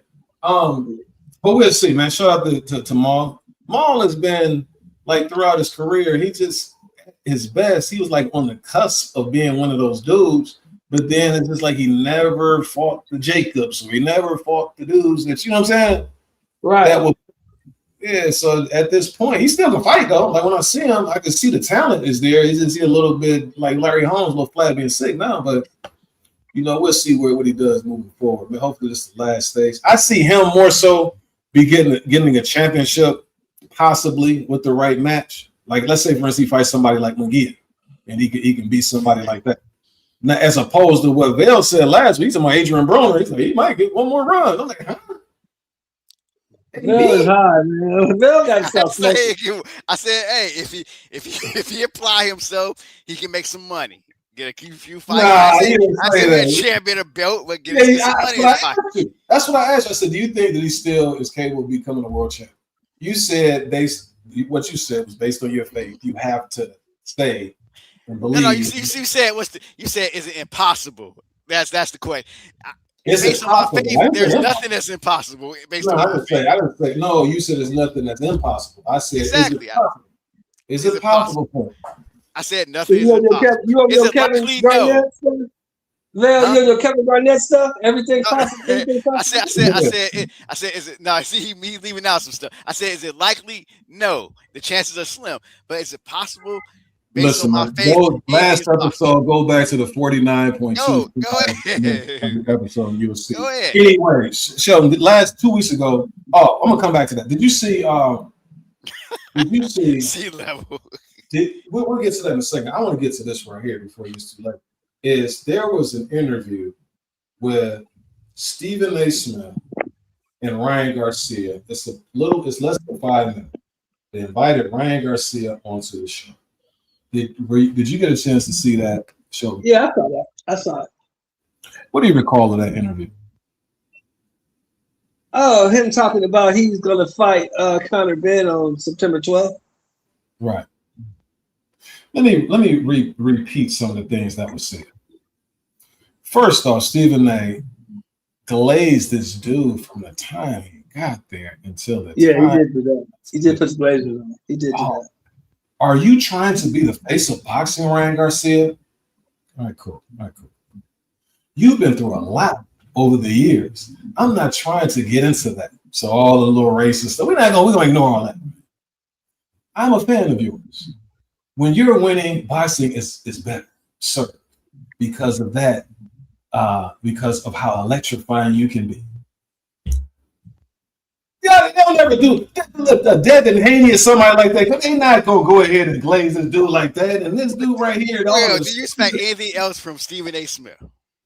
You see, now that's the problem is you're not talking about the dude who's saying stuff. You're talking to me. You mad at me for just going ahead and explaining what the hell Stephen A. Smith said. I'm not mad at you. I'm just saying. What sense would that make? You expect Stephen A. Smith to be something that he's always been like. No, if you let me finish, then I'll let you know. Let me finish, man. You can comment. Let me finish. I get where you're going. Stephen A. Smith is a company, man. I get exactly where Wilton goes.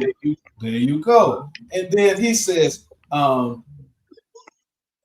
do you believe that the Gervonta Davis fight affected you? Because he's saying that I'm gonna leave it at that. Okay, so he says Conor Benn fights at 147. Where would you fight him at? Are you saying that you're willing to fluctuate between 140 and 147? The motherfucker fights at 147. Like, what are you talking about fluctuate? You don't know the sport of boxing. Like, how the hell do you have to be talking about boxing? And then not to mention it gets worse. Because he's focused on Tank. He was focused on Tank. Tank talking about coming back at 140. He's focused on that. It gets worse. Mentioning Booth's era as if he's still at 147. He's saying that the fight I want to see is you and Booth at 147. Dude, Booth fights at 154. Good, bro. Yeah. Stephen A. Smith was just, I remember all that goofy stuff. The thing that what I respected about Ryan was this. He said, what do you want to do? He said, so Ryan says the only fight that makes sense is Devin Haney. He has something to prove, and I have something to prove. Stephen A. couldn't just let it end that way. This is what he said. I disagree. I don't think anyone thinks he can beat you. Saying that Devin Haney is good because he fights between 135 and 140. Just fighting at 147, man. What are you talking about? Like, that's what I'm saying. That's what irks me about it. Don't talk it. Let him talk. Don't ask him anything and try to act like you know about the sport. Don't do that, because somebody who's really legitimately a fan of this thing, that's gonna make them mad, man. So you don't know nothing about this. Just imagine the other stuff he talks about that he don't know anything about. Why you think him and Max fell out, Wilton? Yeah, they needed Max. At least Max, like, he might get on your nerves with whoever it is he's supporting, but at the same time, he's not going to be factually incorrect. That's why him and Max fell out, because Stephen A. What they said was Stephen A. was intimidated by Max because Max knows what he's talking about. He's like, come on, Stephen A. He fights at 147. You're making these huge mistakes. Let me go ahead and finish the interview, Stephen. You get mad.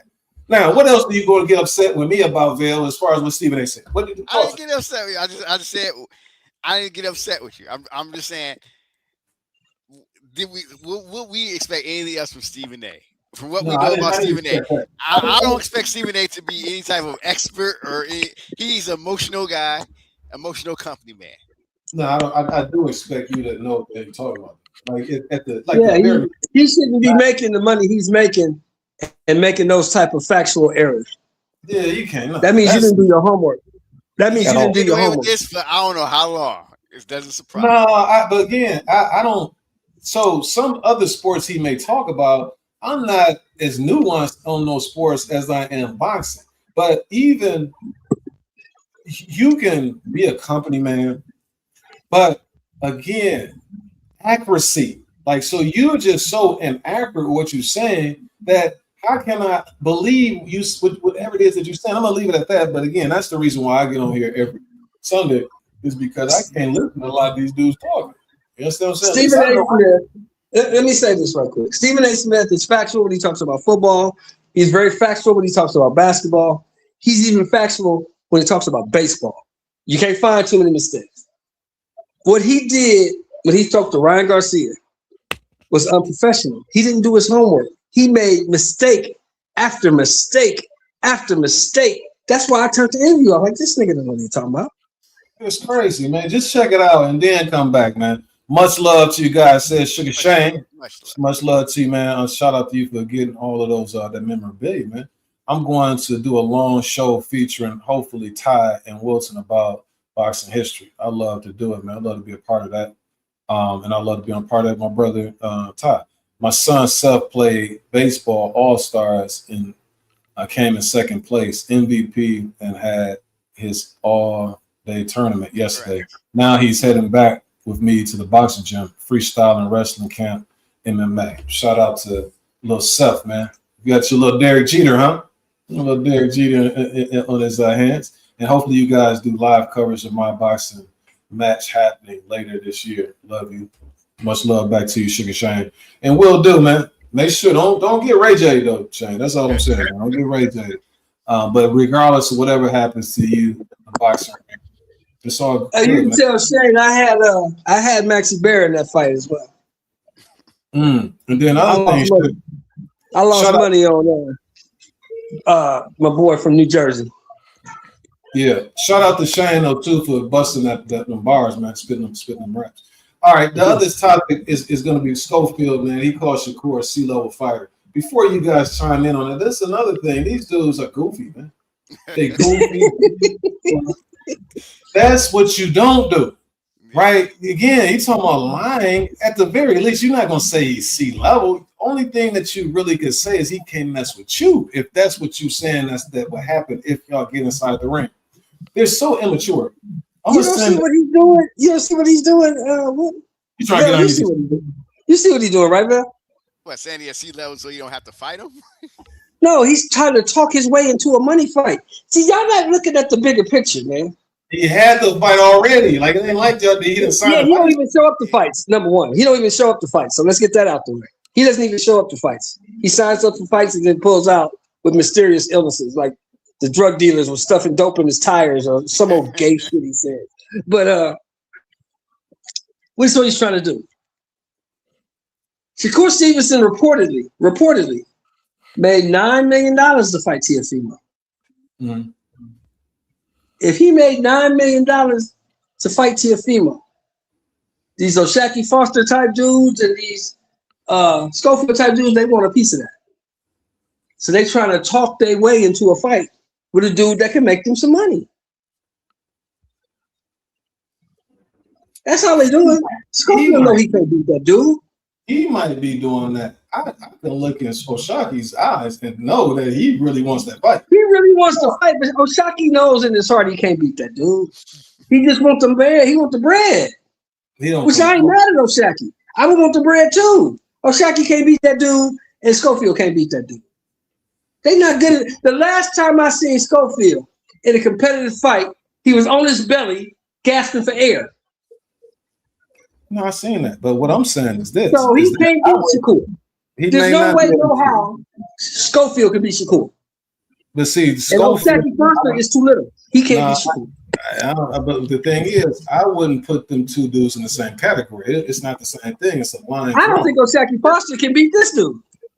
I don't know if he can beat the Schofield dude. I don't know. He may not be able to, but I know one thing about O'Shaquie is what he say is what he means. He's more so to me cut from the cloth of the old timers. This is yeah. I'm not saying he won't get in there and fight. Hold on, Wilton. I'm not saying he won't get in there and fight. I know he will. I'm just saying he won't win, but he will get in there and fight. Listen, I'm again. There's certain guys I've seen fight certain fellas that I didn't going into the fight. I didn't know that they were going to just once they end up their body rhythms and everything, certain little things that they do. Like I say, the Lamont Roach fight. I didn't think anything of Lamont Roach. Shout out to Lamont. Prove me wrong. I'm like, Tank doing it again, man. but they had history with each other. So sometimes that history of what somebody knows, it's like I always tell this story. I remember Summer League we were playing. We had one of the best teams in Summer League. And I remember my boy who used to be a scoring machine. We had this team on our schedule, Columbia. I'm thinking that's a blowout. He looking at that, and I'm thinking about who they got on their team. He saw, damn, that's gonna be a close one, right? That's tough right there. Oh, we're gonna blow them out. And I was thinking, like, why the hell you saying Columbia is gonna be tough? But he knew when we played Columbia that them dudes gonna play the hardest they ever played, and they always just gonna make things tough and rough. And I think they want to beat you. They want to beat you. That's all they got. It's the Antonio Tarvers and dudes like that. All they want is give me Roy, give me Roy. It's always that one dude out there. And when I'm thinking, like, but that's where we disagree when it comes to Tank. Because what was our biggest Vail? You remember what our biggest gripe with Tank was? Do you remember? It still is. What, not fighting the fights he should? Tank ain't fought no goddamn body. Yeah. Ever. So I'm not surprised that Lamont Roach gave him a tough fight because Tank ain't fought nobody. I thought that Tank was doing the same thing he normally does, get a dude that's 130, like Hector Garcia or somebody like that. He ain't fought nobody, no, but the Hector Garcia went wrong. But Hector Garcia and Lamont Roach was a tough fight. You know what I'm saying? The Marine whooped on Lamont Roach. So I'm like, oh, that's another one of these. But like I say, them fighting against each other. But anyway, as far as Schofield, my point that I was trying to make is these dudes are goofy. I don't care. You are limited, man, in terms of your acumen.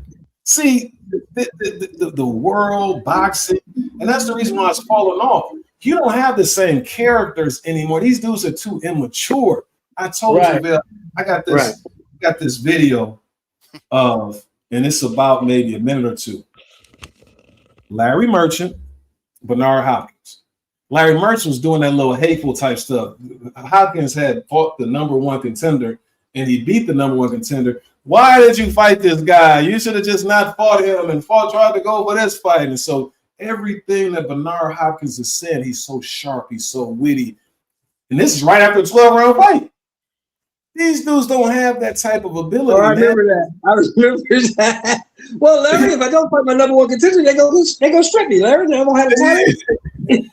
So man, he was so witty, man. And there was other people out there who can have those type of sharp conversations. They won't be saying stuff like this. Like it's just the fans won't keep paying for fights like this. Bernard said, well, I don't know what you're talking about, Larry. I'm leaving here with a check tonight. It was gold, man. These dudes don't have that in them, man. So, you know, Schofield at least fight somebody. I know he's trying to get the Tank fight, but I'm peeping this too. See, his father, he had talked real big and bad, but then he'd be like, well, if Schofield, loses, he's still gonna be up there because then, people will recognize his name would be bigger, even after Tank lost and all that type of stuff. Like, man, dude, don't even be trying to get a fight just. But see, you're a real dude. Well, you were a former athlete and you live in the real world, so you don't like when you hear these dudes setting up the excuses for when they lose. Is that what you hear? That's what I heard. You're setting up the excuse for when you lose. I don't like to hear it either. But that's what they do. They talk their way into fights. You think Rolly Romero deserved to fight Tank Davis, the world champion? No. But he talked his way into it, didn't he? Yeah, they already lined Rolly up. He talked his way into it. He made the fans want to see it. And that's what they try to do. He called Shakur a C-level fighter to make the fans want to see it. Well, you say he's a C-level fighter, prove it. He's trying to talk his way into a fight. I ain't mad at it. Last year you had a chance to prove it, sir. So what are you talking about? But anyway, man, Xander and Boots. He didn't want none of that. He didn't want to get there with Shakur because he knew what the outcome was going to be. That's why he took pictures in the hospital bed and said the Saudi drug dealers put dope in his car. Yes, sir. Let me ask you this question, fellas. June 27th is one of the biggest fights this summer, and that's going to be Xander Zayas. I like how Xander talking, man. The way the Xander, what chance do you give him, Phil, of being able to be victorious? I get about 35-40% chance. I think that size is going to come into play. I think Boots the movement might offset Zayas, but Zayas is a big boy. When you see him together, you see how big he is. I don't think Boots' fought got that big since the only biggest guy you fought, really, you can say is Karen. Yeah. Yes. Oh, the thing is with Xander, I like what he says, the way he talks in terms of what he sees as far as deficiencies in Boots. I like the talk. I don't know if he's able to pull it off. You know what I'm saying? That's going to be the thing. Are you capable of being able to do it? But what about you, Sheldon? What the chance? 50-50 fight for me. Boots ain't fought nobody. Xander ain't fought nobody. They get to prove themselves against each other. It's a 50-50 fight. I don't know who's going to win that. Talk to me, Vale. What makes you say it's 35, 65 in favor of Boots? What gives him that much of an advantage to you?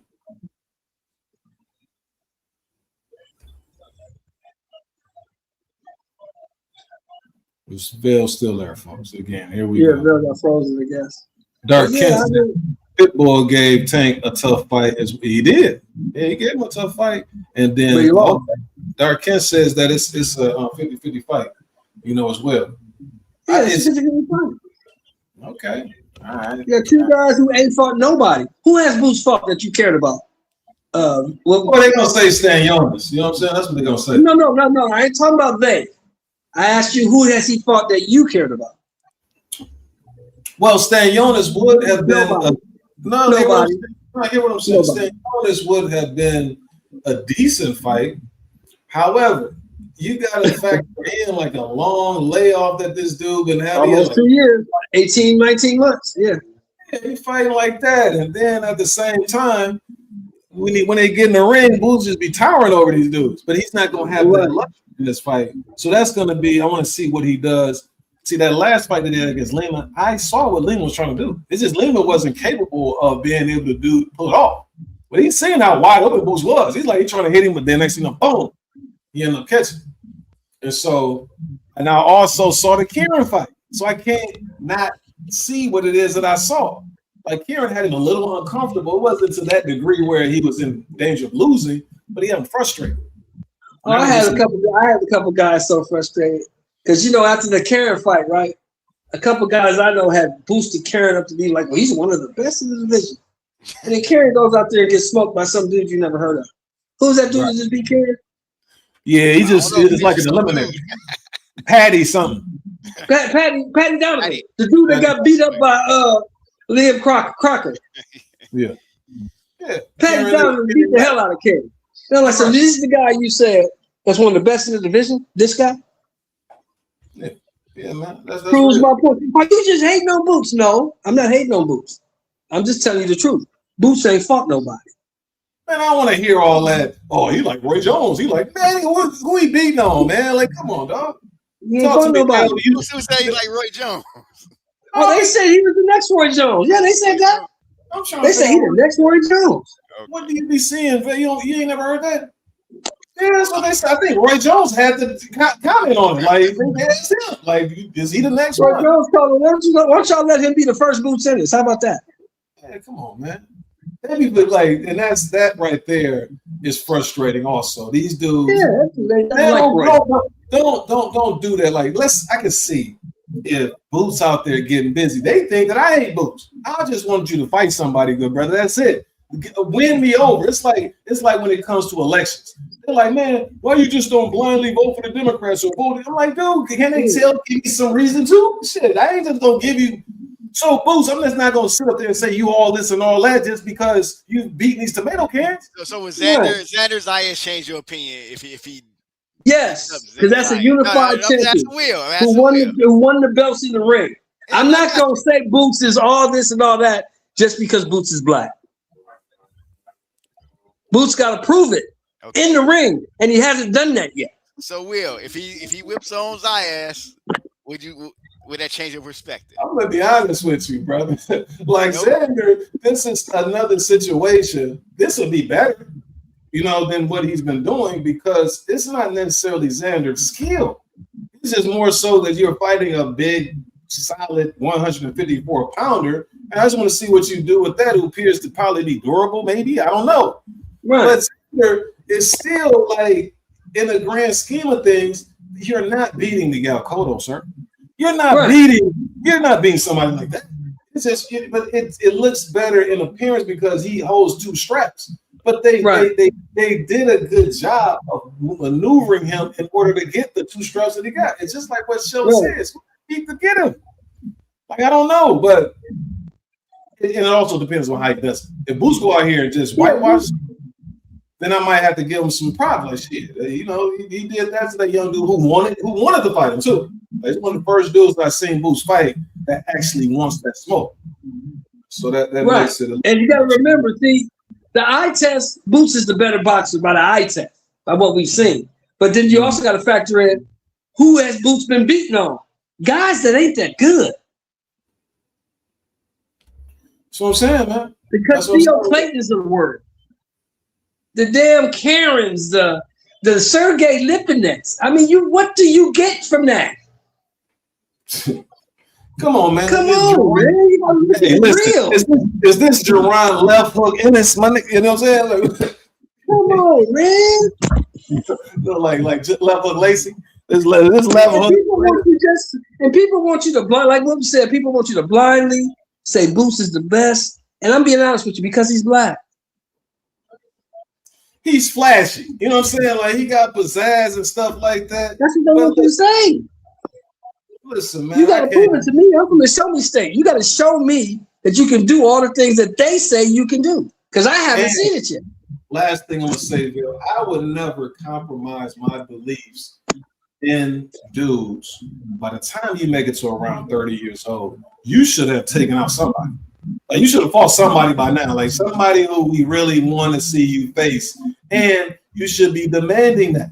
Not just sitting back here having this laissez-faire attitude and then kind of picking and choosing. And no, we're not doing that. I've not done that with any of these dudes. I was one of the first dudes out the gate, like, nah, Tank is BSing, dog. Dude, there's too many dudes. Like, you ain't fought no Shakur. You don't want to fight Shakur. You don't want to fight Devin. You don't want to fight Lomachenko. You don't want to fight these dudes. But then you acting like you that guy. You're not number 1 pound for pound good buddy. It isn't like you put that work in order to be able to position yourself to pick and choose. No, you got to put in some work. You know, that's like that dude said in that one movie, man. You got to put in some work, Papa. You know what I'm saying? Around here, you put in your own work. You went back to training day on him. Training day, man. Yes, sir, man. Put your work in. Homie. Bro, here you got to put your own work in. That's right. Vail don't mind anymore. I think Vail done cater to this new way of boxing fandom. You understand what I'm saying? He's all cool with this. Oh, Booster, he win this one. He might be one of the best 154 pound fighters of all time. I'll say this to Vail. Vail, I'll say this to you. This will be the best win on his resume. Oh yeah, for sure. All right, man. Let's go ahead and go 7 pounds south, man. We always got no. We're gonna go back up to 168. So Caleb Plant is sparking debate over his next opponent. How about him? Like you said, could that be Charlo? It should be. You slapped that man in the face. You slapped the taste out of his mouth. He should want to fight you. Listen, man. You know what they should do? They should set up him and Charlo, and then they should have Clarissa and Baumgartner, both like to get their rematch. You know what I'm saying? Get their revenge for getting slapped. You understand what I'm saying? Yeah, but anyway, that will never happen though, because you know that fight. It's never gonna happen because at least it's just too small. I'm just saying, man. She got slapped though, man. You know what I'm saying? You run that bumping her gun. And if she keep talking, and look, if she keep talking, she gonna get slapped again. Listen, man. Hey, that's how the game goes sometimes. Who would you favorite? That last Resendez Caleb Plant versus the last Charlo that you saw against Cornflake Lamont. Who would you favorite? Resendez against Charlo? No. Caleb Plant Resendez, like what you saw in the Resendez fight. I'll say the Charlo. But however, against Charlo, we saw against Cornflake. Yeah. I would have to favor the Resendez I saw against Caleb Plant. No. The Plant that fought Resendez or the Charlo that fought Cornflake. Oh, the Plant that fought Resendez against Charlo. Oh, I would favor Charlo no matter what. That Plant that fought Resendez. That Plant that fought Resendez looked done. Looked like he's finished. The only thing is the Charlo that might come in the ring. It's still been 2 years since that one that fought. Right, that's the thing. The same Charlo. That's the thing. That's the thing. You're absolutely right, man. That's the thing. Listen, man, what y'all also not factoring in is Charlo hasn't been the same since he got slapped. Like, is that psychologically messing with him? Like, he been nice and cordial and cuddly. I'm like, damn. He's on his mid. He got some good mid. Here's the question. Here's the biggest question. Well, maybe you can answer for me. Maybe you can answer for me, Bill. Has Charlo pulled himself off the bottle yet? Like I said, he got some good stuff, man. Could be the bottle. It could be good, good medication, man. He mentioned some psychedelics one time that he was on. I'm just saying, I think it's more the bottle because he constantly out there in Texas getting DUIs. So it's probably that bottle, man. What is it though? Is it if it's rum, then he gonna get whooped. Now if it's tequila has a little bit more nutrition. Make you angry. Tequila make you angry. Tequila, you know what I'm saying? I might have me a little taste tonight. You understand what I'm saying? So don't be no disrespect though. Patron, you know what I'm saying, Jose? But again, this is some of that rum, Bacardi, or something. But anyway, we'll see, man. Hopefully Caleb comes back and he finds his rhythm. You know what I'm saying? But we got Debo news, man. You know, they're always talking about it every week. The new Colgate, they got his name in their mouth. They got his name in their mouth. So we already talked about Devin. Shakur says that he's not going up there to fight at welterweight. But another guy who always had Devin in his mouth, he confirms that he has a fight coming up on the 26th against Ricky Salas. His first Zuffa fight. Do you guys know who Ricardo Salas is? No, I do not. How you talk all this noise and you come back and fight somebody we don't even know who the hell they are? That's what I'm saying. Like, this is Richardson Hitch is just somebody that's waiting to get whooped. He's trying to fight the low hanging fruit. Like, if I'm trying to get a title, let me fight somebody who I think I can beat. You know what I'm saying? Not this dangerous person over here. And then listen, man. Not too long ago, the man said that he didn't want to fight Antoine Russell because he got to get his name up. Brother, you fighting Ricardo? Did you say you didn't know Salas? I don't know who that is. No. That's what I'm saying, bro. Like, make it make sense. Then you pulling out of fights and stuff like that. This dude right here is a joke, brother. He's a joke, man. And then Dark Kent says, who y'all got, Spence or Tszyu? I'm calling 50-50 on this one, too. Nah, I can't. You got to go ahead and tell us something, man. You can't be sitting up there 50-50. You sound like that. Trying to play both sides. Who you leaning towards, though? Who you got there? You got Spence or you got Tszyu?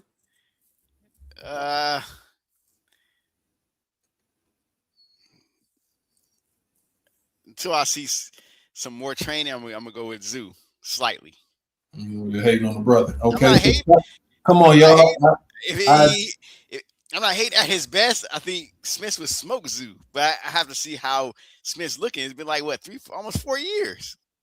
And then Shane says, "Come on, y'all. I beat Ray J today with no training. I've trained more in a week than he ever has." No, I think, like I say, based on what they saying about my boy Oshaki, since he already beat Ray Vargas, he just beat Ray Ford. Might as well take out Ray J next. You know what I'm saying? Ain't nothing wrong with that. All right, so yeah, you like Henches. All right, so now also in the Devin Haney news, he had to fire back at Keith Thurman over here looking like a smoker. You know what I'm saying, with them brown lips, and he's sitting up here talking about he don't know about Devin at 147. He was just saying some old outlandish stuff, man. What do you think about this old chump hating on the dream? I don't know what he said about him, so I can't comment on it. Well, let's go ahead and we can look it up, but he said something along those lines as far as him, being able to dominate 147, something along those lines, because he's saying how when Pacquiao and Mayweather moved up, that they could dominate, but he don't see him being able to do that. I mean, do you see it all comes out? Well, what he's saying is, do you see Devin Haney on the level of Mayweather or Pacquiao? No, I think he put that in his mouth. I think that he can dominate at 147 because 147 he already beat, to me, the second best dude.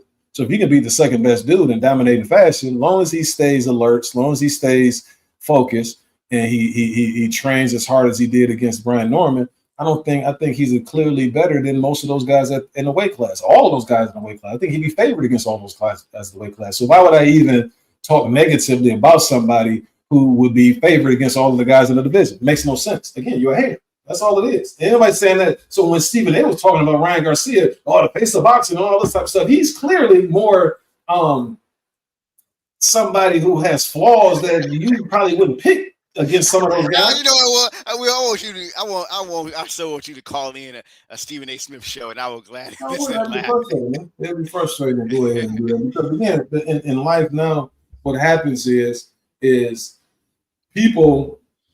See, we're in a messed up world, brother, where no one cares for what's right. No one cares for truth. It's more so likes, popularity, this or that. And so that supersedes everything else. Because like I said, if you can get on TV and the amount of misinformation that was delivered in a 5-minute segment by Stephen A. Smith regarding the sport of boxing, then you can do anything. It's just more so, I would think, who is there to be like, nah, you know what they should put? They should have some kind of little at the bottom, saying that this information, some of this information is solely the views and the it was that bad, And so that's the reason why it makes no sense. If you're able to get away with that, then you can't be embarrassed. You can't win against that. That's a machine that you're dealing with. And so that's the reason why I would never want to. I just want to be able to get truthful information out. And then also the thing that you're passionate about. You know what I'm saying? The best fighting the best. Or if somebody's not doing what's in the best interest of the sport, being able to call that out.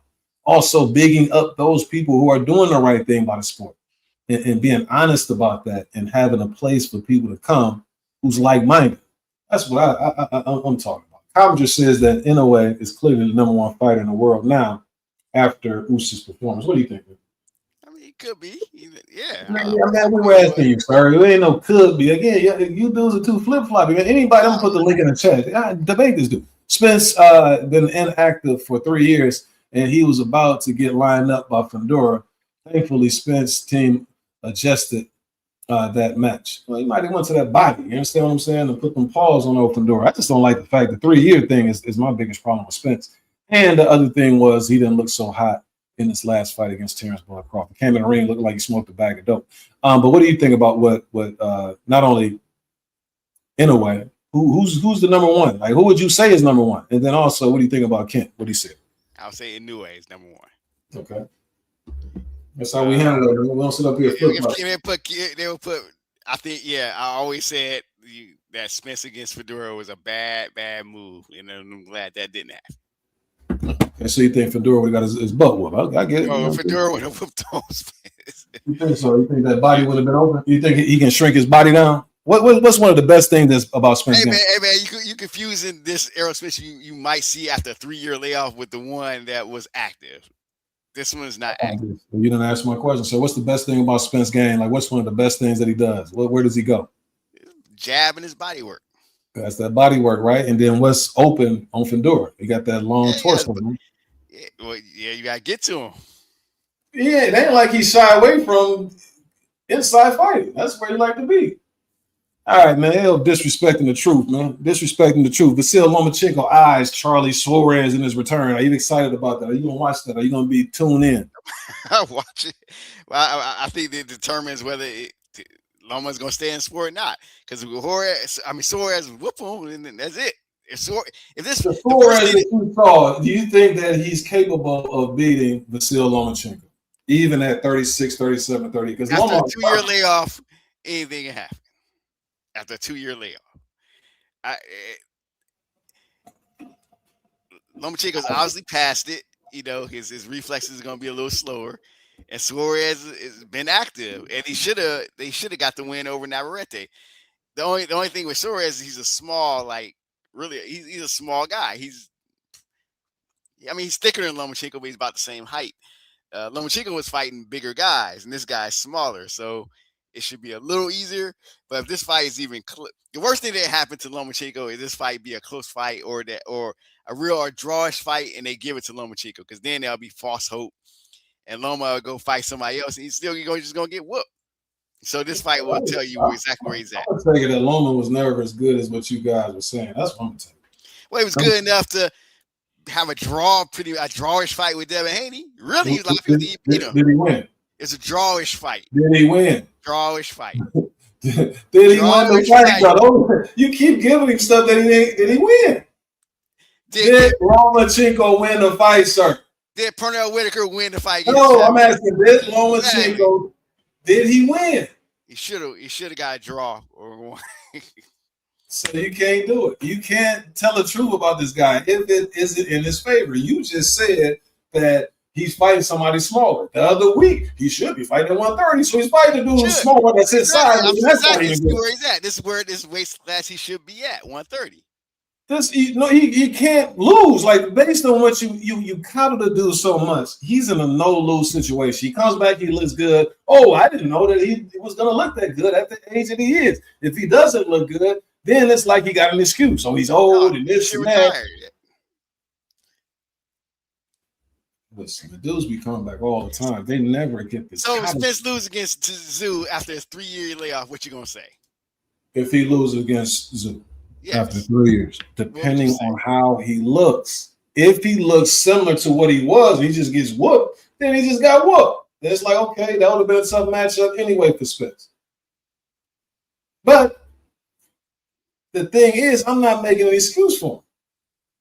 I never made an excuse for Spence. I know that. With the blood, you made an excuse with him. I didn't make any excuse.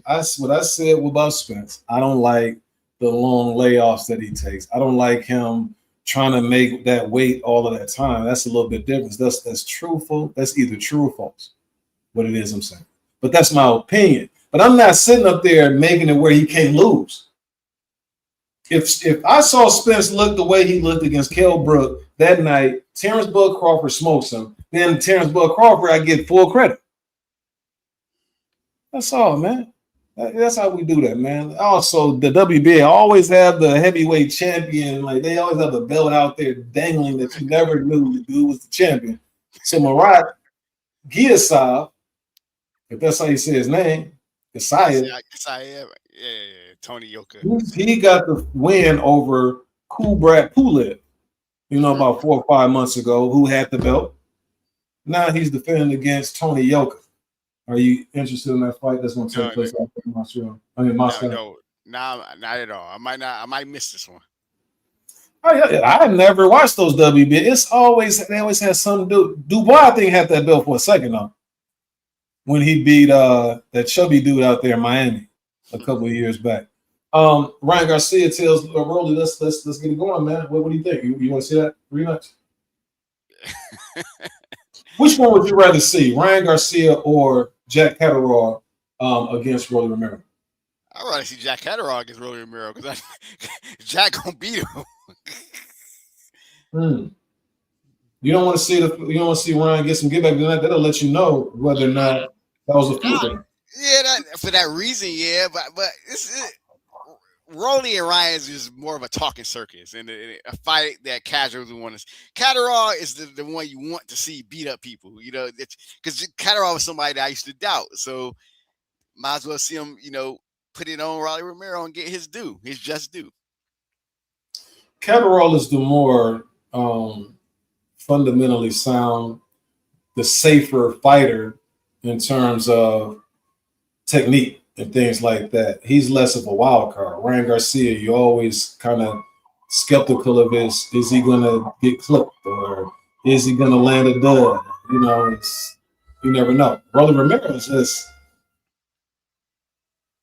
he's not that good of a fighter to me. But again, shout out to him for getting where he is in his career, but them allowing him to get where he has gotten, and so on and so forth. But if whoever fights him, that Jack Catterall is considered top 3 in the welterweight division. The only guy, again, who's rated higher than anybody else, Keith Thurman, is Devin Haney. And he's already beaten the second guy and would be heavily favored against most of these dudes on this list right here.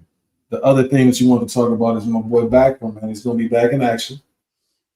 But he's going to be in Russia this time. That's the saving grace. But he's going to be fighting an always tough Brian Adams. What do you think about that? And then before you say that, Adam Hurley says Catterall versus Rolly is a good fight. Nah, it ain't. I think that's 12-0 or worse. He might. Yeah. It ain't no good fight. It's just a good whooping. It's a good fight for Jack Catterall. Jack Catterall, I'm gonna whoop the hell out of Rolly. Rolly ain't cold, man. Like all that. Again, that's why I go back to the Tank Davis. You mess up the sport because you picked Rolly Romero. We already knew what was going to happen. Was the likely outcome of that fight.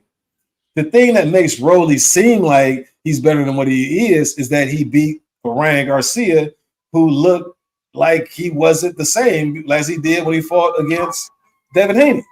But the Ryan Garcia, his claim to fame is fighting Tank when Tank put the weight claws on him and all of that type of stuff. Then you got these dudes who've been fighting Frank Martin and Lamont Roach. So people put them in high regard because Tank selected some cherry picks. And then the cherry picks that he select, now these are supposed to be the dudes who we want to see.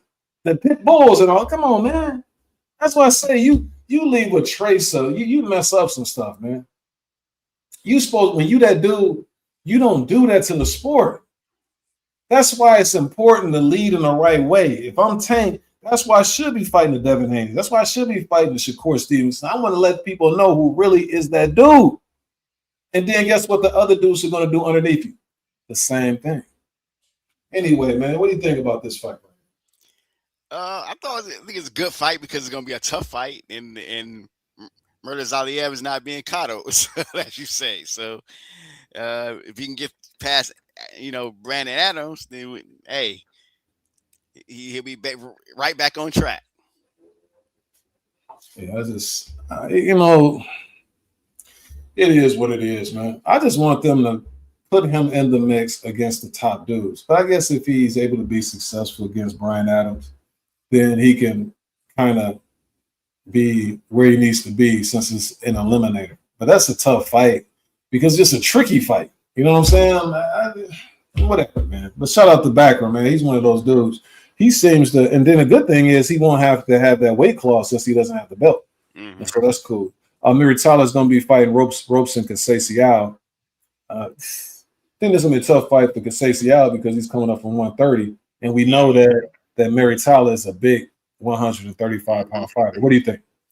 Yeah, but it's Conceição is still a tricky fighter. It's just that I will favor Murtazaliev because of he's comfortable at the weight, and I think you judge people by their last fight, and I was more impressed with Murtazaliev than I was Conceição's last fight. Conceição is an unorthodox dude, but you always got to factor in he has that gold medal. You know what I'm saying? He's a gold medalist. I just think that he gets a little tired after around the 6th or 7th round.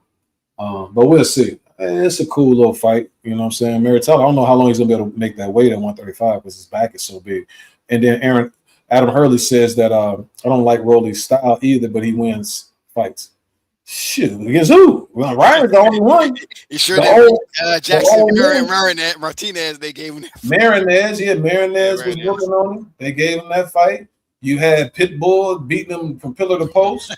You had that old man was whooping on him and they cheated and stopped the fight. Yeah. Like, what do you mean? Yeah.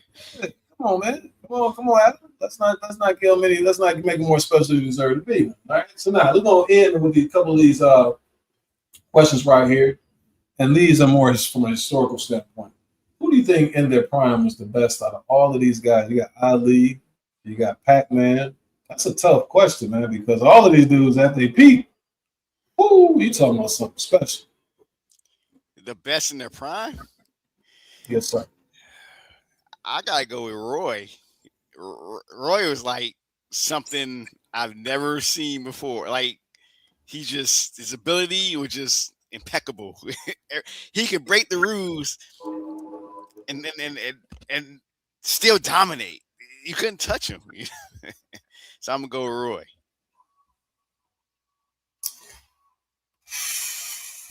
I'm gonna go with Ali. Yeah, Ali. I was thinking Ali too because Ali he transcends boxing in general, and I think Ali is.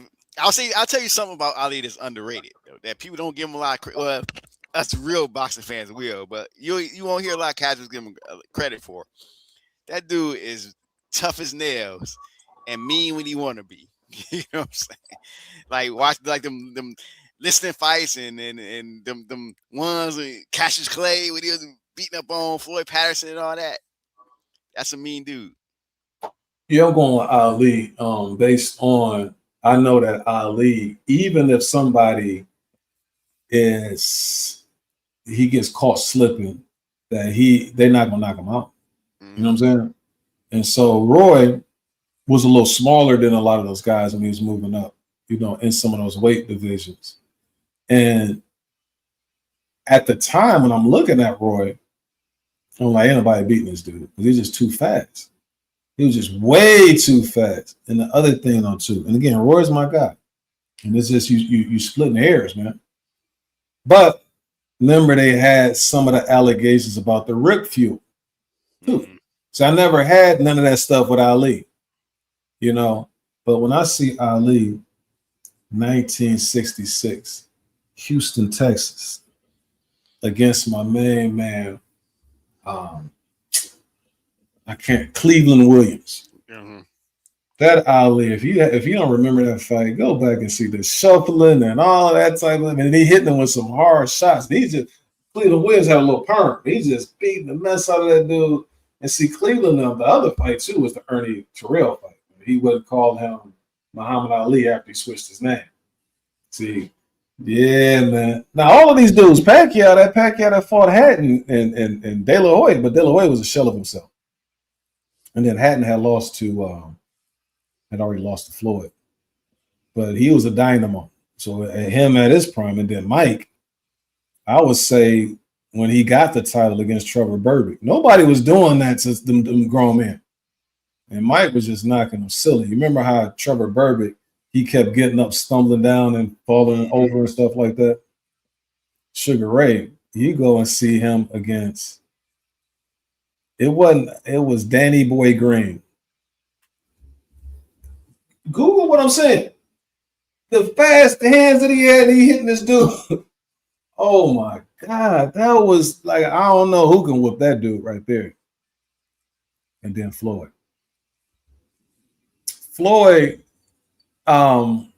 he was the most cleanest out of all of these guys, where he would have a fight where when he get out of the ring, it don't even look like he had a fight, and he was able to control the pace and everything like that.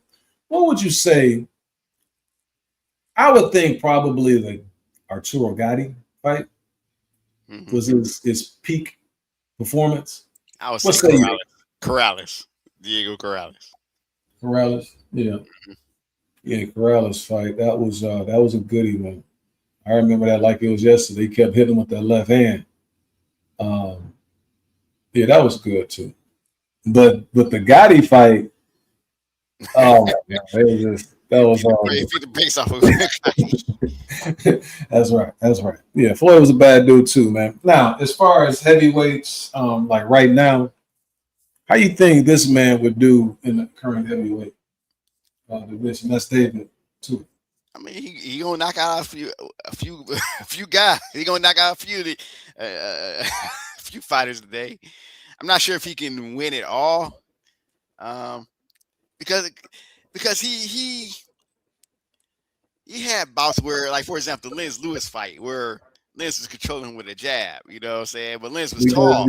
You better watch. See that Lennox fight. Lennox just cold. Yeah, Lennox cold. But these guys are a lot taller now too. He missed Lennox just by this much, like that left hand, because it came. I'm like, dang, Lennox was just that good. But he ain't getting stopped though. I know that much. not in his prime, because you remember, what's called Monty Barrett stopped him, I think, later on. But by that time, he had David Tua. Yeah, Monty Barrett. I gotta watch that fight. Monty Barrett got a hold of him. That thing they fought a couple times, but that's later on. You know what I'm saying? That was such a surprise that ended up happening because he ended up having that iron jaw. What do you think would have happened between him and Mike after they fought? It kind of like they avoided Tua. Yeah, because if you find somebody that's taking your best punches and they're coming for you, they're the same height, same build, Tua a little stockier. I'm not gonna say that Tua would beat Mike Tyson, but that's not if I'm one of his handlers, let's say there's a Holyfield fight on the horizon, a big money fight, you don't want to have him take a punishment against David Tua. So they kind of shied away from the Tuas and the Foremans. Yeah, because even if you beat Foreman, you are getting hit, and that's a lot of punishment.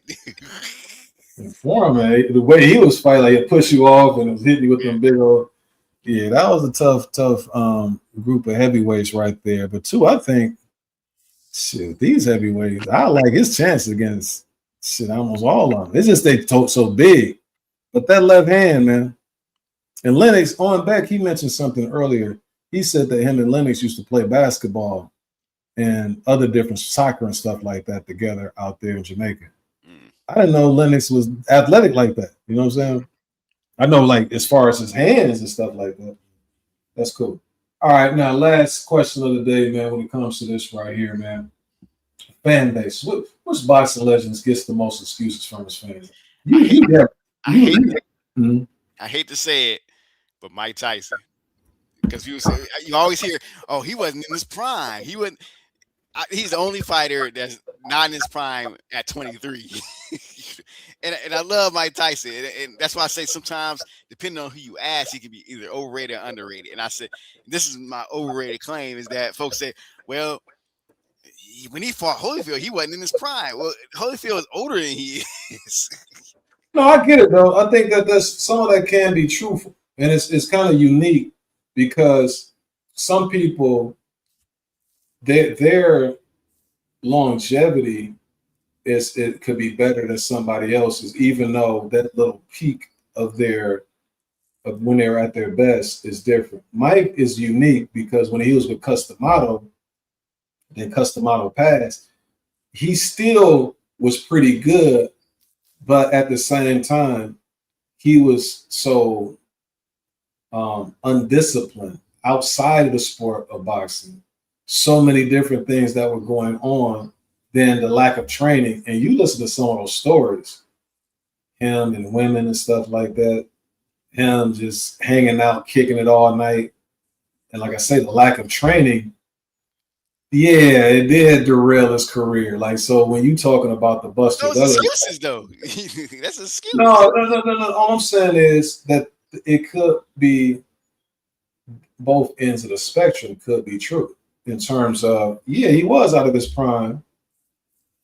That peak Mike Tyson that you saw with Customato, that was a tough dude to deal with anybody.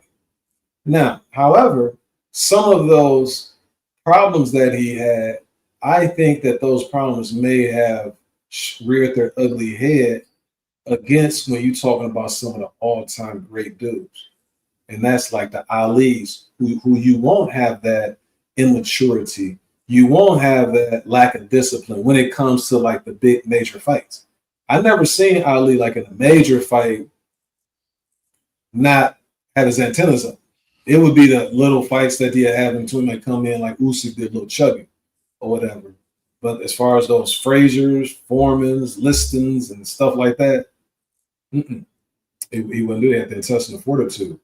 But like I say, Mike, his window was short. And then, like I said, when he got out of jail, he didn't have the same type of guys that he respected in order to get himself where he needed to be. So I can see what you're saying as far as the excuses are concerned, but those are legitimate reasons where he wasn't in his prime. And there's legitimate reasons why somebody like Holyfield stayed in his prime longer, even though he's older. Like, I think that when Floyd fought Pacquiao, I think that Pacquiao, even though he's younger, that he may have had more taken out of him before they fought finally in 2015, even though he's the younger dude. But they also have different styles. He's more similar to Tyson in terms of being a smaller guy, darting in and darting out. Those styles don't last as long as somebody who's more fundamentally sound, more of a prolific boxer. So, but again, I get what you're saying. You know, I get what you're saying. We'll leave it at that. Shout out to Debo, though, man. Those right there, that's Gennady Golovkin right there, who got smoked. But you see Gennady a little chubby at the fight last week, man. I didn't see that, but I gotta look that up. No, I think that's AI though. He a little chubbier, but he ain't like that though. That's like the fat bastard that used to be on that one movie, man. All right, man. Let's go ahead and get ready to close it out, man. That's Daryl Spence right there. We talked about the bougiest last week. Did we do this right here? One had to go. Yeah, we did that right there. So we'll get that up. I can show up to Lisa Culture. And this right here. What do you think about those songs at the top, man? You got Michael Jackson, I Want to Rock With You. I want to rock with you all night. Dance you into. And then you got I Want to Be Your Lover. Do you agree with that? That those should be 1 and 2? Oh, yeah. In that order? Yeah. Dope songs, man. I'm saying in that order. Yeah. Okay. All right. They got some stuff on here. This had to be like the late 70s right here. 79. That's the year it was. Ladies' Night. Ladies' Night. You got Rappers Delight on there. That's a cold era right there. Now, let's get to the soundtracks right here, man. I wasn't familiar with the Cadillac Records soundtrack, but I'm familiar with the Boomerang, Love Jones, Soul Food. Out of those, pick your top soundtrack. Which one you pick? I'm gonna go with Boomerang because that's what introduced Sex on the Platinum. Yep, and Tony Braxton was on there too. Yeah, that was my first introduction to Tony Braxton. I got something about Tony, man. Okay, well, as far as these albums are concerned, man, which one would you go with, man? I can't see all of them on here, but you got to pick them. Pick 2. Pick 2.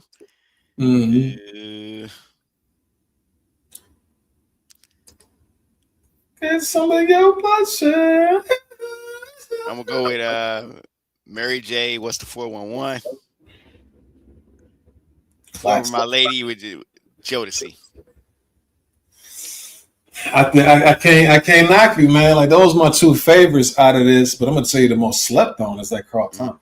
Okay, all right. Carl Thomas. You listen to Carl Thomas? No, I got it. Go back and listen to that right there. Carl Thomas was that dude, man. Just a second ago, you mentioned Tony Braxton. Mm-hmm. Let's go ahead and do a quick versus, man. You got Tony Braxton and Anita Baker. You going with the hometown? Yeah, I'm going with the hometown. Why? Just because of the hometown or the legitimate? No, man, because the work she put down with. I ain't gonna say hometown because I've heard rumors that she's not a friendly person to approach. But I'll say that when you come into I Apologize and Sweet Love and all that stuff, man. I mean, she put it down, man. Yeah. Body and Soul. It's just, and I like Tony too, but Anita just, man. Anita's almost like Sade level. Oh, let's do it then. She got Sweet Love. That Caught Up in a Rapture was my joint. Oh yeah. Angel, you know what I'm saying? Nice messing with it. But she same old love is my joint right there. Mm-hmm. She got some classics. You know what I'm saying? We had a good era. I was in high school when a lot of those were coming out. Man, you don't just have grown-up music like that anymore. You know what I'm saying? It's crazy, man. This the world we live in is so messed up. How did they do this, man? Conspiracy. But they just but why though? Like you don't have to do that to keep the music good though. You know what I'm saying? Like you just but let me ask you this, man. Like Detroit, I gotta respect Detroit because you have so much talent that came out of there. What do you think that made Detroit, as much talent, as being produced from there?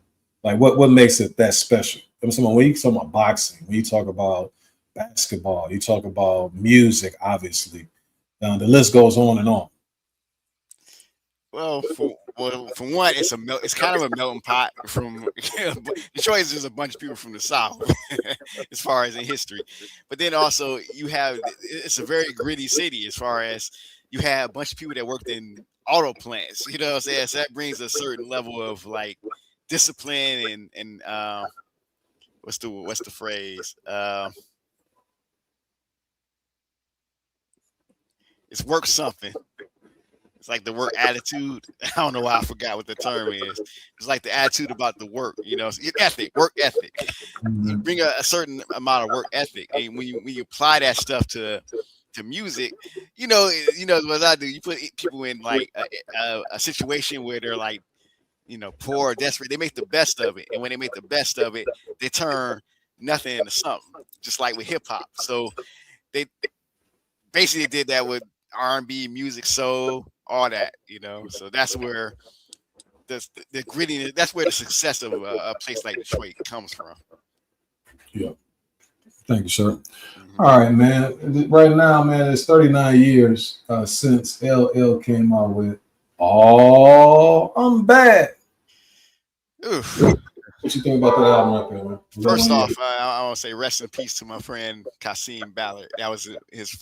I remember the song "Bad" was his favorite song, man, and it brings us sweet memories. Can rap like I can. Yeah. I take the muscle bone, man. Memories.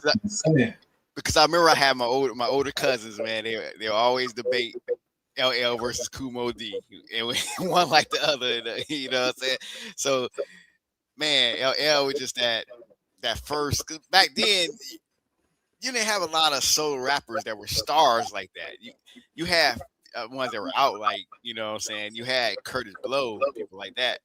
But LL was kind of like the first like hip hop star by himself, like a superhero, you know. Did it by himself. Now all of a sudden nobody wants to be in the group anymore. So. Yeah. But yeah. LL was a bad boy. That came out. I was in 8th grade when that came out. Like I say, L was that guy as far as, because he was the prince of hip hop, the king of rock, and hip hop was Run.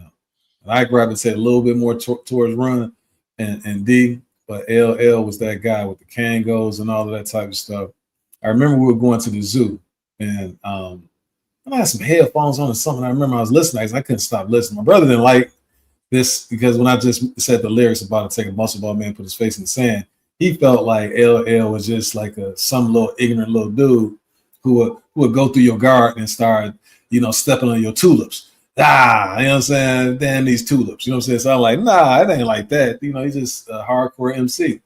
But anyway, we were going to the zoo. And I remember Vernon was messing with Big Mike. We used to call him Big. And once he just kept playing with him, Mike didn't really appreciate that. And he told him, he said, man, you do that again, I'm going to get with your ass.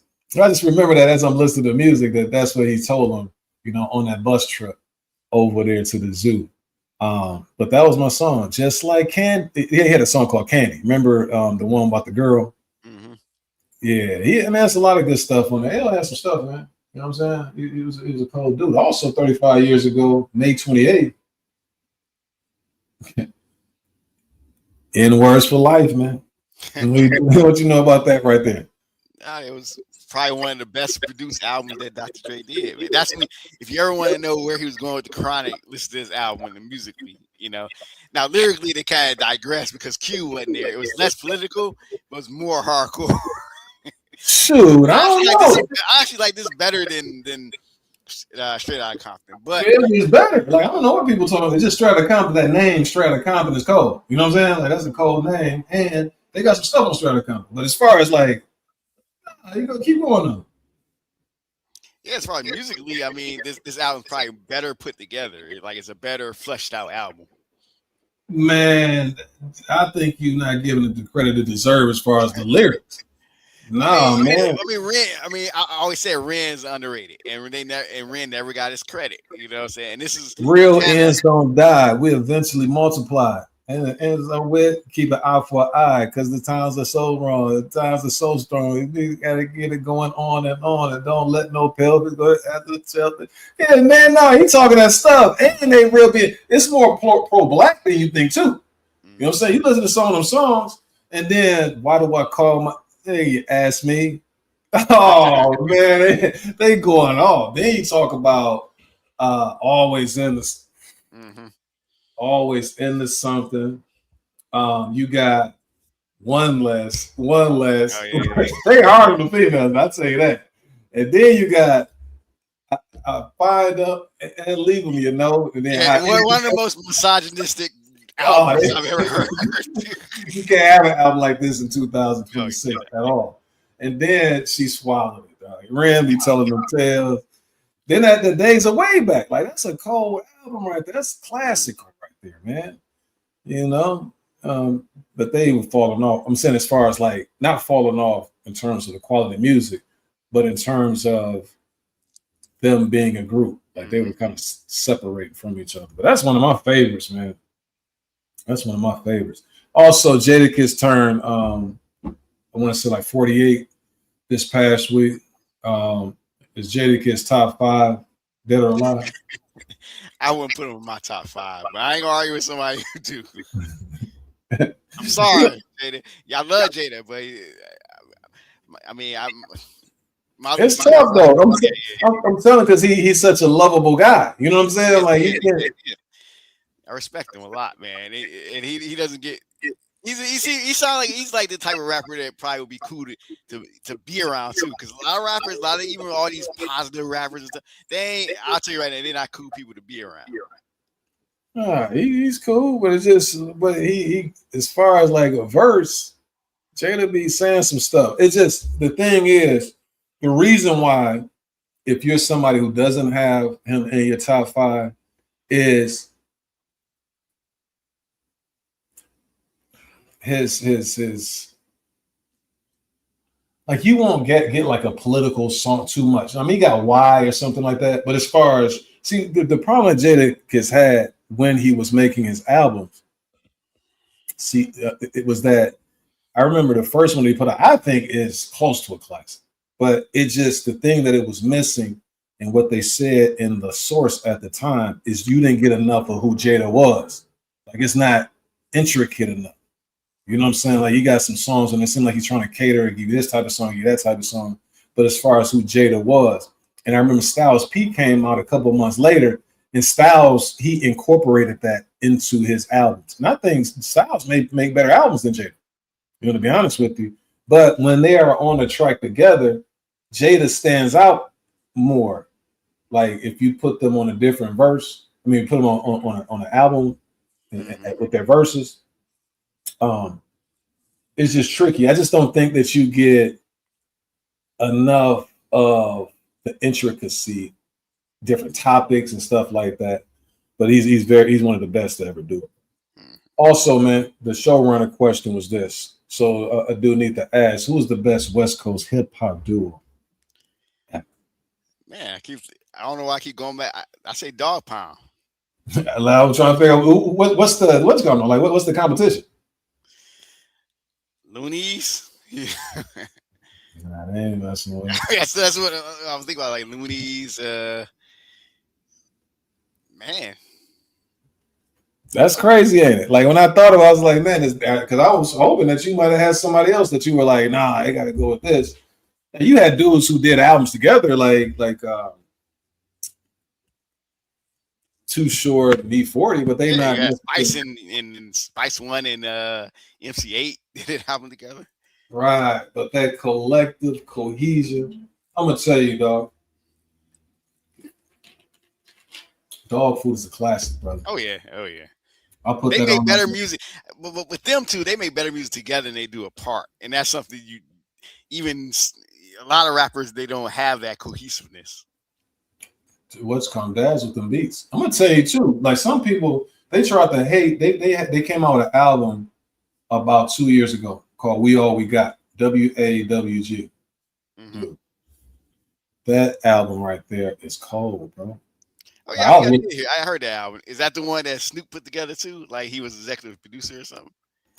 I think he was. Yeah, but that's the only thing because they got Butch Cassidy doing a lot of the hooks, and he cold. Like he's underrated. Mm-hmm. I could just only imagine if Nate was still around. Oh yeah. You know, because remember, they used to say it ain't a hit if Nate don't spit. I don't know if you remember that. Now, so speaking of that, and we agree. We agree that it got to be the Dog Pound. Now, I want you to tell me which of these do you prefer? These albums, Dog Food or The Shining? Oh, Dog Food. Is that right? Is that right? Oh, okay. Because they posted this the other day, and a lot of people were going with The Shining. I just thought that revisionist history, because even though Shining is dope, I remember the Shining. A lot of people didn't like the Shining when it first came out. It was like a lot of hate, man, from like even the Source didn't like Shining. It was, I don't know what problem that Duck Down had with the Source, but they never rated those albums high at all. I'm gonna go ahead. Let me go to a couple of these others, and I'll let you go ahead. Like it's starting to get a little bit long in the tooth. You're not a fan of two of these, so I'm not even gonna ask you because you're gonna hate on Cam and you're gonna hate on Game. So I ain't gonna ask you. Bun B, it's Bun. You the coldest out of there? Yes, Bun B is the coldest out of there. Man, the Game by far is the coldest rapper. All of these dudes, man. There ain't even no question. Top 10 greatest hip hop beats. I think we kind of talked about this before. But who did you say you would have as number one as far as your beefs of all time? I would say Jay versus Nas. That Biggie and Pac, you wouldn't have had it up there because somebody. It wasn't fair because Biggie didn't really directly go at Pac. I mean, he wasn't as blatant. If Pac never would have responded, nobody would have even thought that Biggie was talking about Pac. I think that MCA and Quick, that's. Oh yeah, that's left over because it was Death Wish and then Dollars and Cents and all that. And you got to keep in mind, see, with some of these beefs, you know who always have the advantage most of the time? Goes last. The one who responds. One who goes last, and then also the person who appears to be the underdog. Yeah, the underdog, yeah. You know, because like the Common and Q situation, you're like, nah, they picking on dude. And then you got like NWA going at Q. But I'm like, they just keep poking at it. You know what I'm saying? Like we came up with too much cargo, so now we gotta go with Benjamin Arnold. That's what they said, Benedict Arnold. And then you had DJ Quick. I'm gonna be honest with you, Vale. In that beef, I thought that 8 was picking on Quick. I'm like, hey, so hard. You know what I'm saying? He coming out with all of these death wishes and all of that type of stuff. And then when Quick came out and how direct he was and how much trash that he was talking, and like he really wanted that smoke, we would call you ill because you weigh only 98.3 pounds. Yeah, that was cold, man. All right, so bar for bar, who you going with, man? You going with Big, the Notorious B.I.G., or you going with Slick Rick, the storyteller?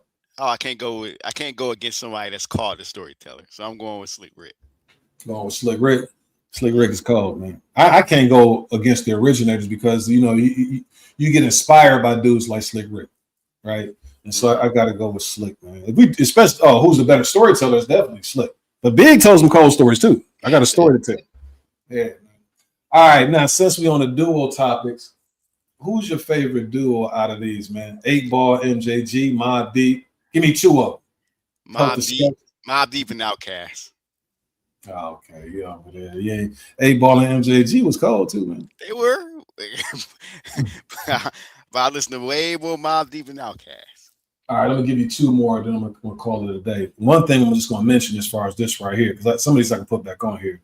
But check this out, man, with the X Clan. And that's why I say, even when you listen to boxers and little nonsense that they say, isn't it mind-blowing that Brother Jay was only 19 when he wrote and made To the East Blackwards? I mean, that's where they were. Like, that's just how they did it. And when you look at that's the biggest comparison is that folks make excuses and get passes for rappers being young. Like, oh, they're kids. But then again, Rakim was like 18, 19 when he was making some of the stuff he was saying. Like 20 when he made Follow the Leader or something like that. You had Nas was 17, 18, 19 writing Illmatic, you know what I'm saying? So like 16 with Live at the Barbecue. Live at the Barbecue. So a lot of stuff was normal, you know. It's just that we were just so far ahead, man, coming up, man. We took pride in what we were doing versus now I just want to be seen, you know. Yeah, it's like what 8 Ball said. It's a lot of hard times, you know, forced a lot of hard rhymes. You know what I'm saying? It's what you said about Detroit. You know, at that time, people understood that, and being smart was something that was looked at. It wasn't frowned upon. You can be tough and smart at the same time. You know what I'm saying? It ain't like just because somebody is creative and they sharp that they a punk. You know what I'm saying? Like you just maybe a little rough around the edges. Now it's so ignorant. Like you got to portray a certain image and all of this type of stuff. You couldn't be biting off nobody else doing the same thing. I can just imagine somebody coming out with that little mumble flow that they be coming out with that they get laughed off the stage. They wouldn't even get to the stage. You know, with things you're not talking about anything. It's important to have to spit some gems in what it is that you did at that time. And the people that you looked up to, it kind of forced you to think before you put something on that ink. You know what I'm saying? Or before you, whatever Witchcom said, I think that was one of them dudes from the Woo. Mm-hmm. I dropped Megaton Bomb. But anyway, them dudes used to have some stuff too. The other thing that I was going to ask you is this, man. Look at this umbrella of people. They left Dre. If they going to put Easy on here and Cube, then they might as well put Dre on there. Just imagine the groups that Dre, because you had the Kendrick Lamars, you had the Games, you have Snoops, you know what I'm saying? Like you have all of them.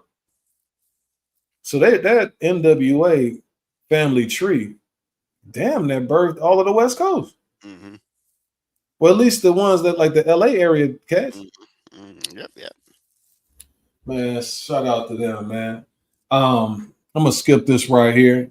As far as the verses, who had the better album, man? That Hardcore or Foxy Brown Il Nana? Hardcore. Is it close? No, not to me.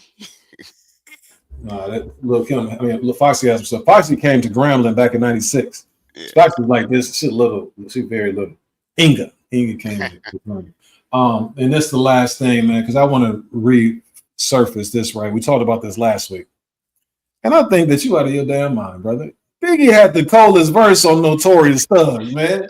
Oh, you're dangerous. No, he said so much slick stuff on there. Come on, dog. He's talking about some. He said all these dudes got to fight one. All these other got to like one. Oh my God.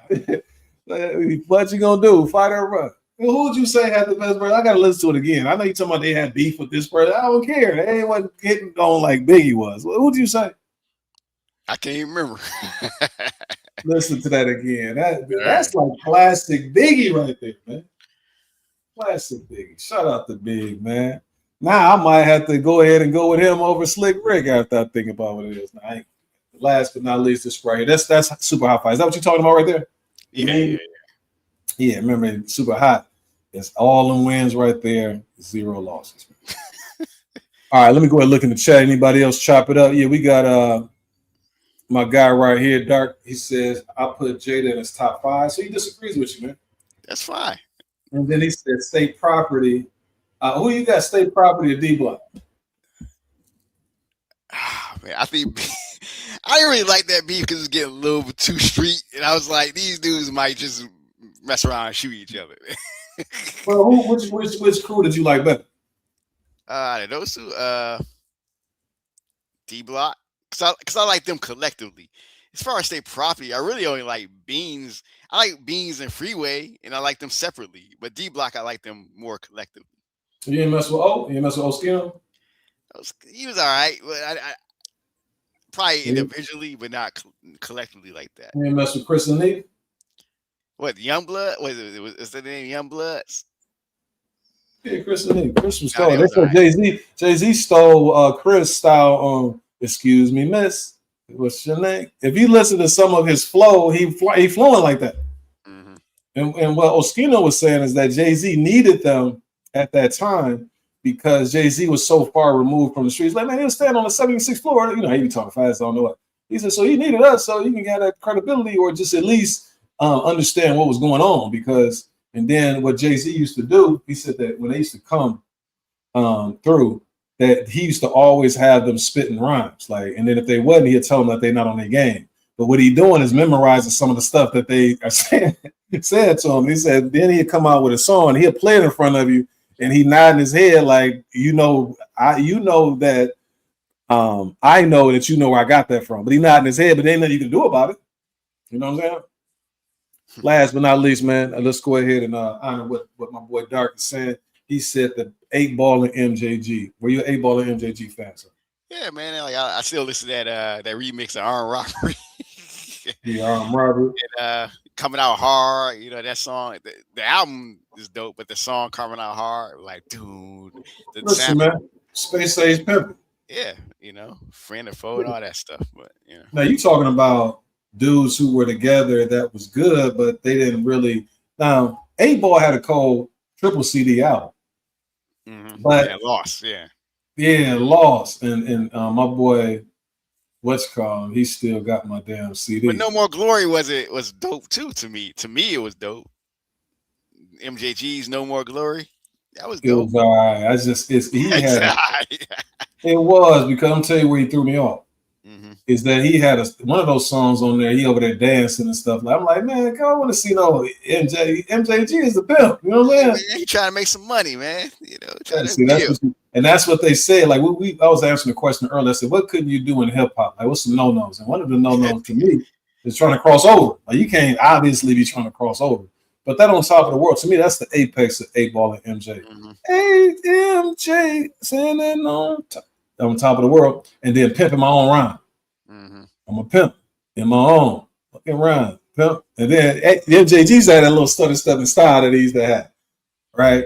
Last but not least on here, did you like them when they came out with Puff? No, I didn't like that.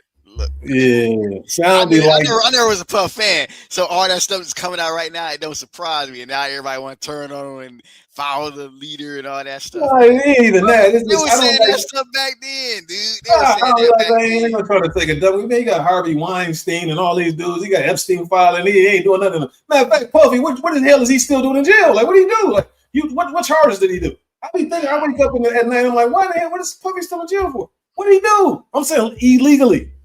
What did he do? What did they get him for in that trial? They didn't get him for anything. He's still up in there. That's crazy. But I don't like legends going over to somebody else. Like, I didn't even really like Mobb Deep messing with 50 like that. You know what I'm saying? Yeah, I didn't like that either. Yeah, because you got your own sound. That's the only Mobb Deep album I probably just did not buy. Yeah, I don't be liking that type of stuff on the sign with this person. I don't like, even I'm not a Mac 10 guy, but I didn't like him going with Cash Money. You know what I'm saying? Like, what the hell you doing? So, but look, I like them songs like Lick 'Em Up Shot, Crumbs the Bricks, and then he had that one song. What was that song when he was freestyling? I forgot what the name of it was, but it was cold. Last thing I'm gonna say is I remember when that came out, that on the outside looking in was the song I'm talking. But this had to be 94. So we were at Summerfest, and this guard that he was just a little bit older. He was a senior when I was a freshman. But I remember after around Summerfest, I was with my boy Paul, and so we over his house, and a whole bunch of dudes just came over there after Summerfest. And you know what was out at that time? It was On the Outside Looking In, and Nas had just came out with his Illmatic. And this is the summer. Okay. So you had a divide as far as the black dudes in the city. Some dudes mess with that sound at 8-Ball and MJG. Like, I can bump this right here. I don't really listen to Nas like that because I can't really be bumping it in my car and all that type of stuff. And so I was just like the creativity of Nas and the wittiness and all of that type of stuff. But I like both. But if I had to choose between the two, I got to rock out with Nas. You know what I'm saying? I thought that was kind of weird to go out in Detroit. We listen to everybody. So I always say I was the type of dude. I bought Capadonna and C Murder in the same day and played them both back to back on my way to a school convention. So we were always like out of the box, you know. Nah, it wasn't for me. I listen to all of it. Like I'm a huge 8-Ball and MJG fan, right? You got to keep in mind, I'm coming up back home from Grambling, so I'm coming up there from there. But it's just that I remember people. There was the argument on that side was that they don't really mess with Nas and people like that because Then it got to a point around 96, about 2 years later. I remember I'm putting up something in my car. I was like, man, you heard this before? Man, you got to keep in mind, like I'm a dude to listen to everything. I remember I used to have to do this with my team. We rolling around. I'm listening. Dun, dun, dun, dun, dun, dun, dun, dun, dun. I was like, man, I don't care what y'all. It's cold right here. I'll be listening to that. But anyway, I came home one time. Dudes, I put something in. It wasn't Pac or it wasn't Big. Dudes told me, they said, man, all I listen to is Pac. Oh, that's all they don't listen to nobody else but Pac. I'm like, damn, that's crazy. Anywho, man, I'm gonna go ahead and let you wrap it up, man. It's a good conversation. Shout out to the fellas who came through. You know what I'm saying? And that includes, my boy Shelton, and then it also Dark. Dark says the girl was the song. Oh, it was man. You hurt my heart. I didn't want to think about that. I saw him over there tap dance. I'm like, what's this man? Fred Astaire? Is this what's my man name who used to had a little? I forgot the little short black dude used to be tap dancing. No, Sammy Davis. Come on, man. But anyway, man, go ahead and close us out, man. Yeah, all right, man. But shout out to folks that came through, man. We had Shane. Man, make sure you hit that like and sub though. If you haven't done so already, hit that like and sub.